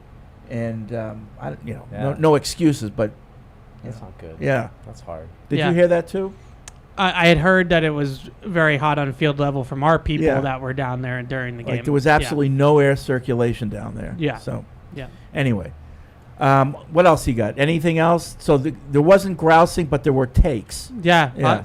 I said to you guys yesterday that there's a lot of takes Yeah. these days right now about what's going on with this football team. It's not so much, we're not in the complaining stage of the season yet. Like that'll come. I know woe is us, right? But that'll come, I'm sure, when it's freezing and we're all bundled up out there. But right now, not All right, yet. let's get to a couple TPX phone calls. Brad is called back from the Eastern Shore. What's up, Brad? Sorry, Brad. Sorry about that. Sorry, Brad. Love you. No problem at all, guys. Listen, this is going on year 19 for us, so I can handle being cut off once in a while. Sure. I wanted to call in yesterday, and it was too late to get picked up. The conversation that Paul was having over the left tackle is very blatant when you look at the draft. In the second round, after we took Polk, there were 6 left tackles still on the board. 3 of them went in the second round. We picked a right tackle, and almost immediately after that, 3 other left tackles all got taken off the board. If we had taken any of those 6 left tackles, I have to agree with Paul. Maybe they aren't playing at all pro level, but they're getting experience. Instead, we took the 5th or 6th wide receiver, and do you know that after Jalen Polk, before we picked Cade Wallace, only 2 more wide receivers were even picked. And so that tells you that the league saw that there was a big drop-off after that first round in wide receivers, which is why there was all the juggling to get those last couple in. We could have had Jalen McMillan, which was Polk's teammate, running the exact same routes last year in the 3rd round, and we would have had our left tackle. Brad, just out of curiosity with the Polk pick, which left tackle would you have wanted them to take? Well, Patrick Paul, Blake Fisher. Okay. So all those guys went a full round later. Is just in their defense, like picking a guy like Kingsley Suamaitea or Blake Fisher. Those guys ended up going 30 picks later. Like that, they might have looked at that as a reach at that point in the draft. That's all I'm getting at. Patriots never reach. Just to play devil's advocate. That's all. But all I'm saying is there were 6 left tackles in the 2nd and 3rd rounds that we could have picked, and we passed on all 6 of them to take a wide receiver whose teammate was sitting on the board. Yeah. I hear you, but there were 6 tackles. Let's again. I'm not trying to just defend them, but Roger Rosengarten is not a left tackle. Roger Rosengarten is a right tackle. I didn't include him. What other 6 tackles are you talking about then? Because I don't see 6 left tackles. There were 6 tackles, and they missed the run at tackle at the end of the 3rd round. That's the big second guess, I would say. At the end of the second yeah, excuse me, and second to the 3rd. Right. That's the big second guess. But there were 6 tackles that went in that span. Not all 6 of those guys are left tackles. I understand that, but there were 6 left tackles on the board that got drafted as left tackle, and we didn't choose any of them, and we took a right tackle, and now we have a 380-pound guard trying to play right tackle. Yeah. And I think that's the problem. We've got so many players out of position now. When you should be at guard, if you drafted Wallace to be the right tackle, put him there. And deal with the left side. Yes, the left side has injuries, but at least put the guys where they were drafted to play. Thanks, Brad. Yeah, Brad makes a good point. We can pick at semantics as to who was available. I just feel like they had an opportunity to take a guy who had played left tackle, whether it be as a veteran in free agency or in the draft, and they chose not to. I didn't understand why. We don't have to bog down the whole show and. Right. I wasn't trying to do that. I'm just saying. I'm not seeing 6 left tackles that he's talking about. That was all I was getting at. I even felt like with the Polk pick, they traded down, right, to get Polk. Yes. I think they could have traded up to get another guy who, sort of went in that area. Amarius Mims or Guyton. Guyton was probably more Dallas. realistic. Mims went 19th. Okay, so somebody. I think if they wanted to be aggressive, they could have gotten. And I'm not Elliot Wolf. I'm not telling you the specific name. But there were options. One more call, and then we'll get to picks. Patty's in Agawam. What's up, Patty? I'll make it quick. You guys were talking about the game, and to me, stop the run. That's number one on defense because Kyle Shanahan's proven he's not afraid to run the ball 40 times. If you prove that you can't stop the run, and to my 401(3) sister, Alex, thank God this is the last weekend of the Big E. Oh, my God, you're telling me. What was it? What was the last weekend of the Big E? Which I didn't know existed until about a week ago, but apparently it's been going on for all of history. That's disappointing out of you, Mike. I live within a couple miles, so Saturday and Sunday I could not leave my house. Yeah. If I wasn't back out and back by 9 a.m., I'm not leaving the rest of the day. All right. Okay. So it's that time of the week. I have a question. Okay.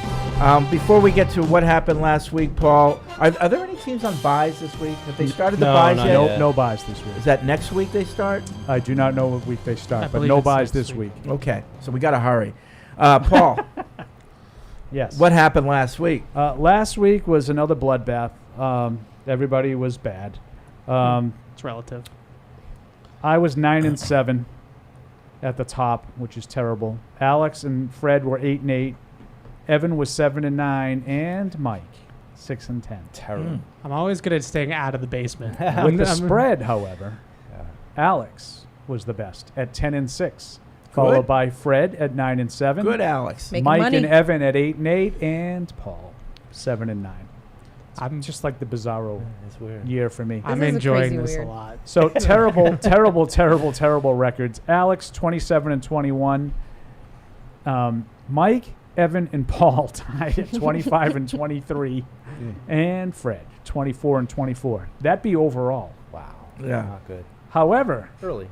it's a complete reversal with the spread. Fred 27-19-2. Now that's a solid record with a number. At this point in the season, yes, that's a solid record. Parity, too. 27-19-2. He is followed by Alex and Evan at 25-21-2. Then Mike at 24-22-2, and Paul 20-26-2. Wow. How the mighty have fallen. Well, okay. We got a long way to Say go, it though. ain't so. It's a long season. And it's a long segment, so let's get going. It gets late early there, though. You got to worry about that. Yeah. We'll start at 1 o'clock on Fox. The 2-1 Saints are at the 1-2 Falcons. Why are we not starting on Thursday night? Oh, Oh, there it is. My page wasn't scrolled. So we'll start tonight on Prime Video, 8:15. The 1-2 Cowboys are at the 1-2 Giants. Dallas by 6. Like that Nabbers, but not enough against Dallas. I think they'll bounce back, but I'm going to take the points. However, I think it'll be a close divisional game. Your mic's not working, Mike. Hello? Mike is. I don't know. You go, Alex. Everything's So Mike is taking Dallas, and he's taking the points with the Giants. I'm taking Dallas too. I think it's going to be a get-right game for them. I'll give them the points. Both ways. Okay. Ev? Yeah, Dallas. I just think the Giants stink, and Dallas needs a get right. Yeah, definitely. Yeah, I'm going to take Dallas both ways. Yeah, I hate having to pick the team I want to lose. Yeah, but I'm going to be rooting for the Giants. Yeah, I have to pick the Cowboys, but I'm rooting for the Giants in this one. Because I also probably won't watch the game. So. Yeah.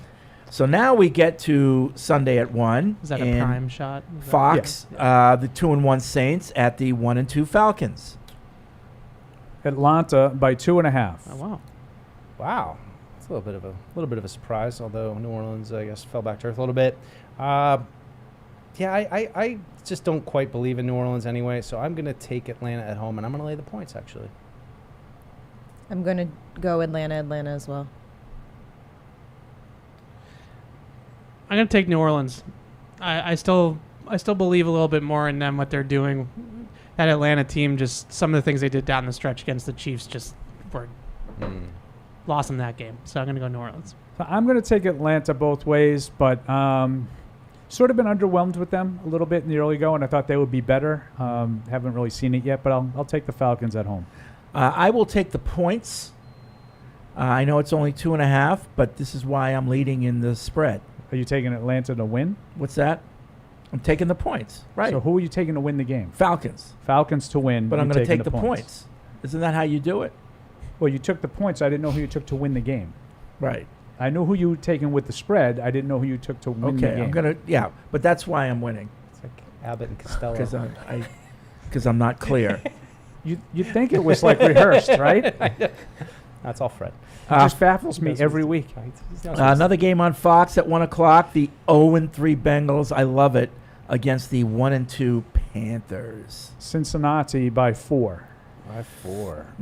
So yikes! I think Cincinnati gets it done. They get on the win column, but is it the Red Rifle? Right, Red Rifle. We used to not be sure what his nickname was. I don't think he's that good. I'm gonna take. I'll lay the points too. Just thinking about it. Cincy. I'm going to go Cincinnati, but I think I'm going to take the Panthers to cover. There's something smelly going on with the Bengals. They're a much better team, so I'll take them to win the game, but I have no confidence in them right now covering a spread. Yeah, Dalton going against his old team, too. Oh, right? Yeah, Revenge tour. I'm going to take Cincinnati both ways because I think Carolina got their bump last week, and that'll go away. It's more of an anti-Panthers pick than a pro-Bengals. Well, the thing about the Bengals is it doesn't seem like there's much wrong with their offense. But I'm going to take the Panthers to win. To win? The Panthers to win? Yeah. Why not?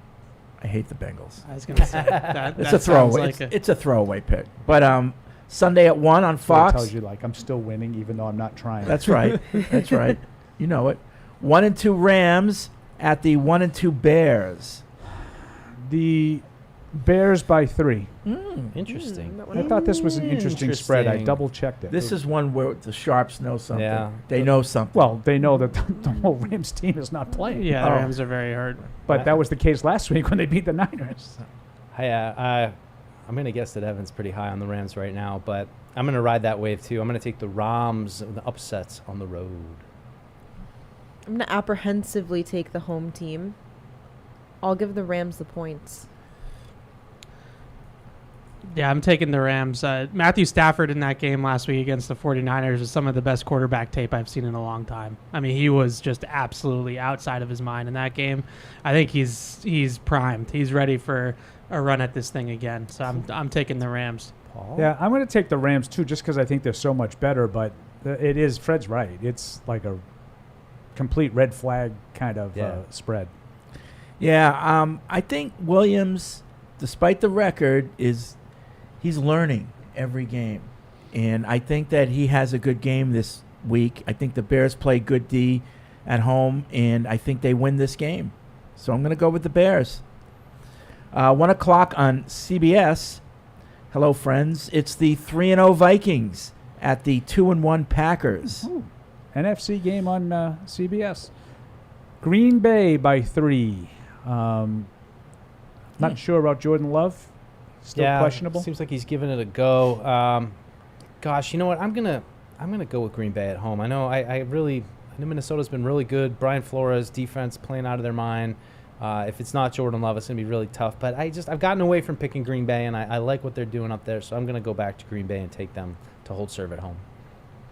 Is there a thing, Paul, where like one team owns the other or any?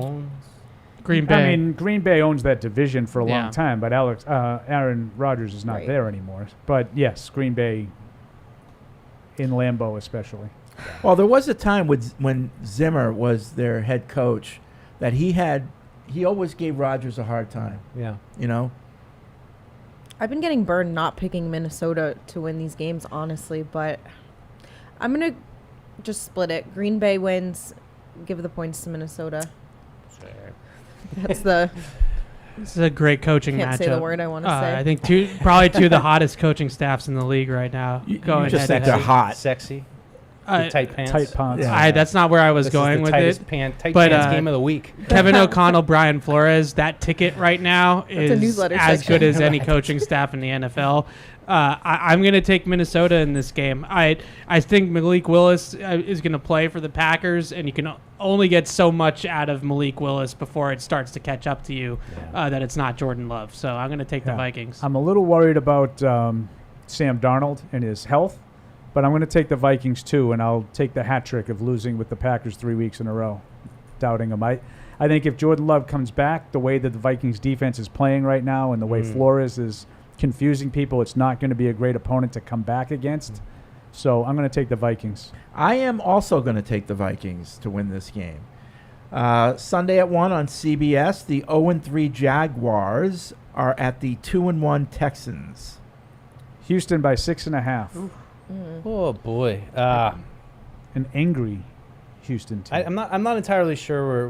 Are we right to be like Trevor Lawrence is completely done? He's washed. They have to move on. It feels a little premature to me. No, like some of it feels a little bit. There's something going on. Something mental going on. Yeah. With it. It's not just doesn't look right. All right, you convinced me. I'm going to take Houston at home, but I'm going to take those points because I think this is a division game and maybe Trevor Lawrence shows a little something more.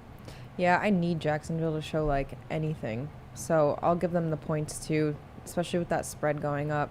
Houston to win, Jacksonville to cover. I'm going to take Houston both ways. There's some clips out there of Trevor Lawrence like spinning in the pocket when there's no pressure on him and like just completely seeing ghosts and things like that. I have concerns, especially against D'Amico Ryans and that defense, that he's going to be able to do much. Yeah. I don't see them getting better this week against Houston. I think the Texans are angry. They'll bounce back. So I'll take Houston to win. I do agree with Mike, though. Division game, 6.5 points seems like a lot. I'll take the points. I'm going to take Texans both ways. If the Jaguars season really does go completely bust and they've got the first, should they be looking at a quarterback? Does Bill Belichick make that pick? Yeah. I mean, would you give up on Lawrence if you have the option to get the I'd have best? to see how it unfolds. If he continues like this, you got to think about it. But I would imagine that the coaching change would come first after the contract. And they just gave him a contract, but it's also a very easy contract to manipulate. Yeah. There was some stuff online about that this week. The Raiders look at that and say, we can make him better, and he'll trade get another for chance, Lawrence. for sure, but... Yeah, trade him. You don't just No, of course you trade him, but I'm just talking about picking a quarterback in the draft if you're the Jaguars. Got to get him some weapons. 1 o'clock on CBS, the 3-0. What? That's funny today. Well, players that catch passes. The 3-0 Steelers are at the 1-2 Colts. Everybody's already on your case about it. Yeah, I don't really care. Steelers Colts. Pittsburgh by 1.5. Really? I know Paul thinks Pittsburgh stinks. They do kind of stink. But I think Anthony Richardson's he's a roller coaster ride. He kind of stinks himself. too. So I'm gonna go with the defense there. Jonathan Taylor is very good though, but I'm gonna go with Pittsburgh. And what was the points? One and a half. One and a half. Gotcha. Yep. I'll lay that point and a half. Yeah, Steelers. I don't like picking Anthony Richardson right now. I think he has been up and down, but at some point the Steelers are this little run of theirs to start the year is going to run out. So I'm going to try to jump on it, and I'm going to take the Colts at home as underdogs. I like the pick. I'm not going to do it, but I like the rationale. And I just don't think Pittsburgh's that good. Every year I really do this don't. with Pittsburgh. I'm like, they can't be that good. I'm going to take Like, Pittsburgh. It's more of an anti-Colts pick. I think the Colts have been a little disappointing. I thought they'd be better. Yeah. I'm going to take the Colts to win this game. So that's okay. There it is. They're at home. I think the Steelers are smelling themselves a little bit. I don't think it's a bad pick. I'm saying, Yeah. so there it is. Yeah. That's what I'm laughing at. Yeah. No, I think the Colts are a better team than they've shown, and they're going to start playing that way. 1 o'clock at CBS. 1-2 Broncos are at the 2-1 Jets. Jets by 7.5. Oh, that's a lot. number. Jets did look very good last week against Patriots, though. I'm going to take the Jets both ways. Me too. I feel like the Jets start to get a little momentum here, go on a little run. Definitely taking the Jets to win. 7.5 is a big number right now. Go Knicks, throwing picks. I'll give the Broncos the points, but I don't love that. But I just that's a lot. I'm with Evan. I'm going to take that hook, the 7.5, but I'll take the Jets to win the game. I'll take the Jets, but I'll take the points. This is all about Aaron Rodgers. The Sharps think that he's going to have, He's back. that he's back. But I think Sean Payton knows what he's doing, and I don't think he's going to allow him to run around like the Patriots did. Yeah, but I think that the fear for us picking Denver is what Mike said, the Bo Nix picks against that defense. No, that's true. You get some pressure on him, and he's making some bad decisions. Yep. Bad throw, 1 o'clock on Fox, the 2-1 Eagles. Did you know that Jalen Hurts is a winner? He's a winner. I heard that a few times. He's a winner. I'm not sure about that coach. But 2-1 Eagles at the 2-1 Buccaneers. Philly by 2. Yeah. It's a tough You know what? one. I'm going to take Tampa Bay at home. I just their defense. I'm just not sold on Philly. I'm not really sold on Tampa either, but I'm going to go with the home team, home dog. Philly. I feel like I'm taking too many underdogs, so I'm going to take Philly. But they're not playing great football either, so I'm a little torn here. But I'm going to take the Eagles.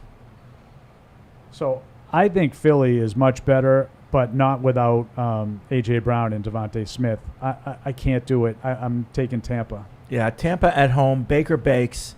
The league is better with him in it. So He is in it.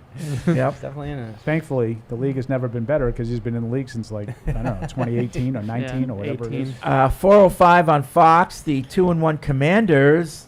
They're the hot team right now against the 1-2 Cardinals. Everybody pointing to Daniels. See what happens when you let a guy play right away. Yeah, it's true. I agree. So Arizona by 3.5. Good offense, Arizona, by the way. Yeah, Cliff Kingsbury Not revenge last week. game. Not last week, no. Maybe not. I'm going to go with Arizona at home. I think it'll be a close game, though. I'm going to take Washington for the points, please, with the hook. Same here.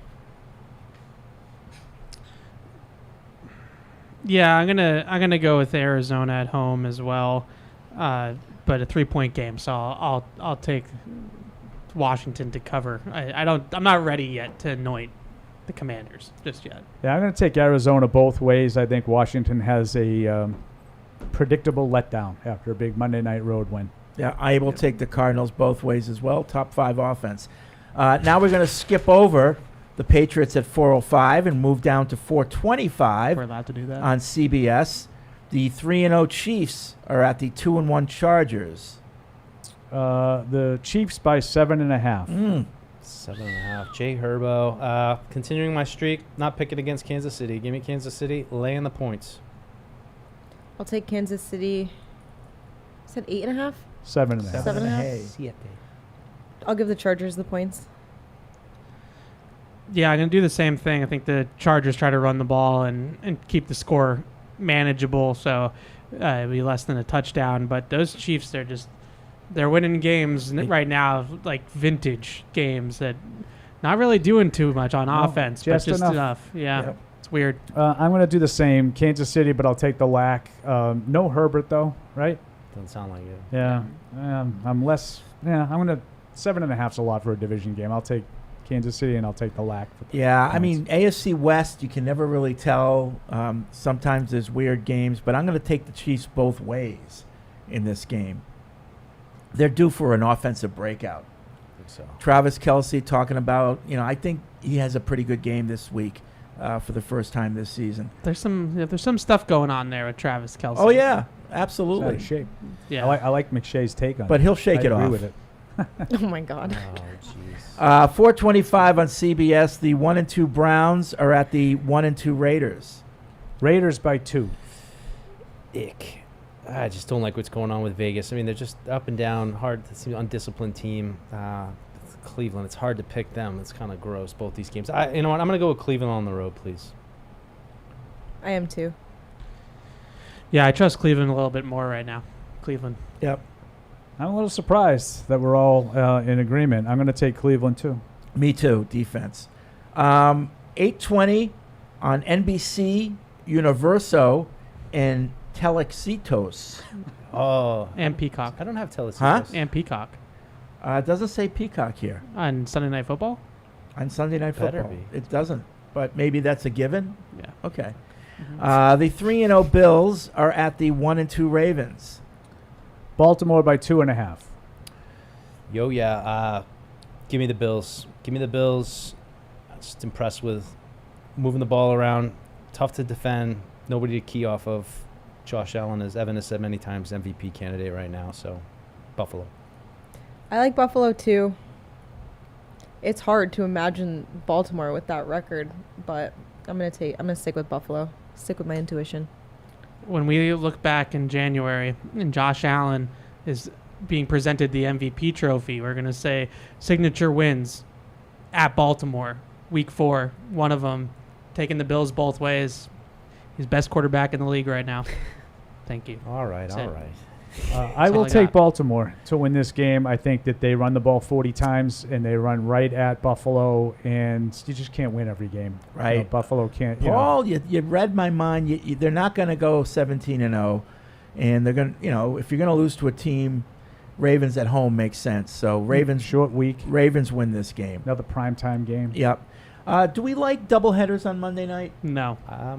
I don't care for it. I kind of do. I would if it started a I little don't. early at 7:30. Yeah, I don't. Catch more. Maybe one at 7. Well, and one at is 8. at 7:30, but That's that's too late.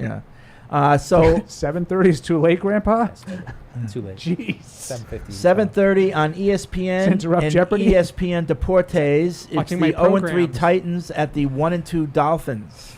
It's actually Miami by 1. It's also a game I don't need to it's watch. actually so. Seacrest is hosting Wheel now. Wow, at that's 7 o'clock hours. That's how much the Sharps like the Titans. Tua's not playing, and they still can't get favored. I still have a hard time picturing Will Levi's going in Miami and winning there, but I He guess did last that's year. what I'm doing. It. Yeah.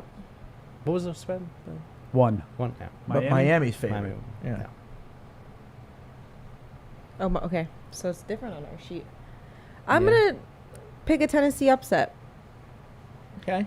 Yeah, I'm also going with the Titans. I just, it's funny, Paul, how everybody says that Tua's terrible and then they can't win without Tua. So I'm going to They go. can't even move the ball from here to there. I'm going to without go with the Tua. Titans. Yeah. Tennessee looks really bad to me, but I'm going to take Tennessee. I'm on record about Tim Boyle. I think he's I know, playing. That's I think he's playing, right? They Think liked so? the way he looked when he came in to mop up better than Skylar Thompson. So, plus Thompson's hurt. I'm going to take Tennessee. Yeah, this is a real tough one. My instinct says, Dolphins just get it together and, pull off a win. And I'm kind of hoping they do so that when we play them, it's a little bit easier. Yeah. You think if they win, that makes the game easier? For us. If they lose, they're done. They might just quit. No, they won't quit. That's what you're looking for. Fat and lazy. I'm gonna take the Dolphins to win the You game. can't lose at home to Tennessee and have aspirations. Yeah. I'm going to take the Dolphins to win. 8:15 on ABC and ESPN Plus. The 3-0 Seahawks are at the 2-1 Lions. Detroit by 3.5. Now, this is a good game, though. I will tune in for this one. Two good teams. I'm going to go with Detroit at But home. you'll go to bed at like 9:30 though. I'll wake back up for it. Yeah. I'll set an alarm and wake up for Yeah. it. Little Detroit. alert. Wake up, dumbass. Double Detroit. Double D. Okay. I'm going to go with Detroit both ways as well. I think they're starting to roll a little bit there. Yeah, similar to my Buffalo-Baltimore pick, I'm going to take Detroit. Seattle can't win them all. Yeah. I'm going to take the points, though. Detroit wins, but I'll take that 3.5. Thank you, Sharps, and the chalk. All right, now we move back to 4:05, and this game is on Fox. The 1-2 Patriots are at the 1-2 49ers. Niners by 10.5. Woo! Yeah, that's bad. I can't do it. You could be on your, third, fourth left tackle with Jacobs. I'm going to go with San Francisco, 27-10. San Francisco 28. New England 13. I'm going to go San Francisco 20, Patriots 9. I think the Patriots move the ball a couple times but kick field goals. I don't expect the Niners to score a ton of points in this game. They're pretty banged up on offense, so I'm going to give them 20 and nice, comfortable home win for the Niners. Yeah, Alex's score is way off. It's going to be 27-13. Oh. I just think there's too much there, and this is the opposite of Fred's theory. They have to win. There's urgency in San Francisco. You can't go 1-3. You can't lose games at home to teams that you're favored by 10.5 points against. I think they're going to be focused. I recognize the personnel losses, but I think they have too much, even with the personnel losses. Weapons. George Kittle looks like he's coming back. Might be. Brandon Ayuk, Juwan Jennings. That's going to be still plenty to deal with. Also, I don't think enough's been said about, like, the secondary is pretty banged up right now. Like, John Jones was on the injury report yesterday. Gonzo on the injury report. Not good. Not good. I will take the 49ers 27-17. Oh, 17 So I'll whole take the points. Ooh. Just offensive explosion. Patriots sneak in. They Backdoor sneak cover. in under the wire and cover. It's a lot of points. Yeah. Be fun. I like it. Yeah. Fun to watch. Well, they scored that many once. All right, Last so 2 that's years. it for this week's editions of Patriots Unfiltered. Remember, send us an email. You get signed up for the newsletter. It's going to be a lot of fun. For Alex, Paul, Deuce, Evan, myself, Matt in the booth. Pre-game show is 1:45. 1:45 on Sunday with the 4:05 start We locally. actually had it right. 1:45, and then the post-game show, Matt Smith hosting. So bear with us. Just have patience. Patience. We'll talk to you on Tuesday. Thank you for downloading this podcast. Subscribe on Apple, Google Play, and everywhere else you listen. Like the show? Please rate and review us. Listener comments and ratings help keep us high in the podcast rankings so new listeners can find us. Be sure to check Patriots.com for more news and more podcasts.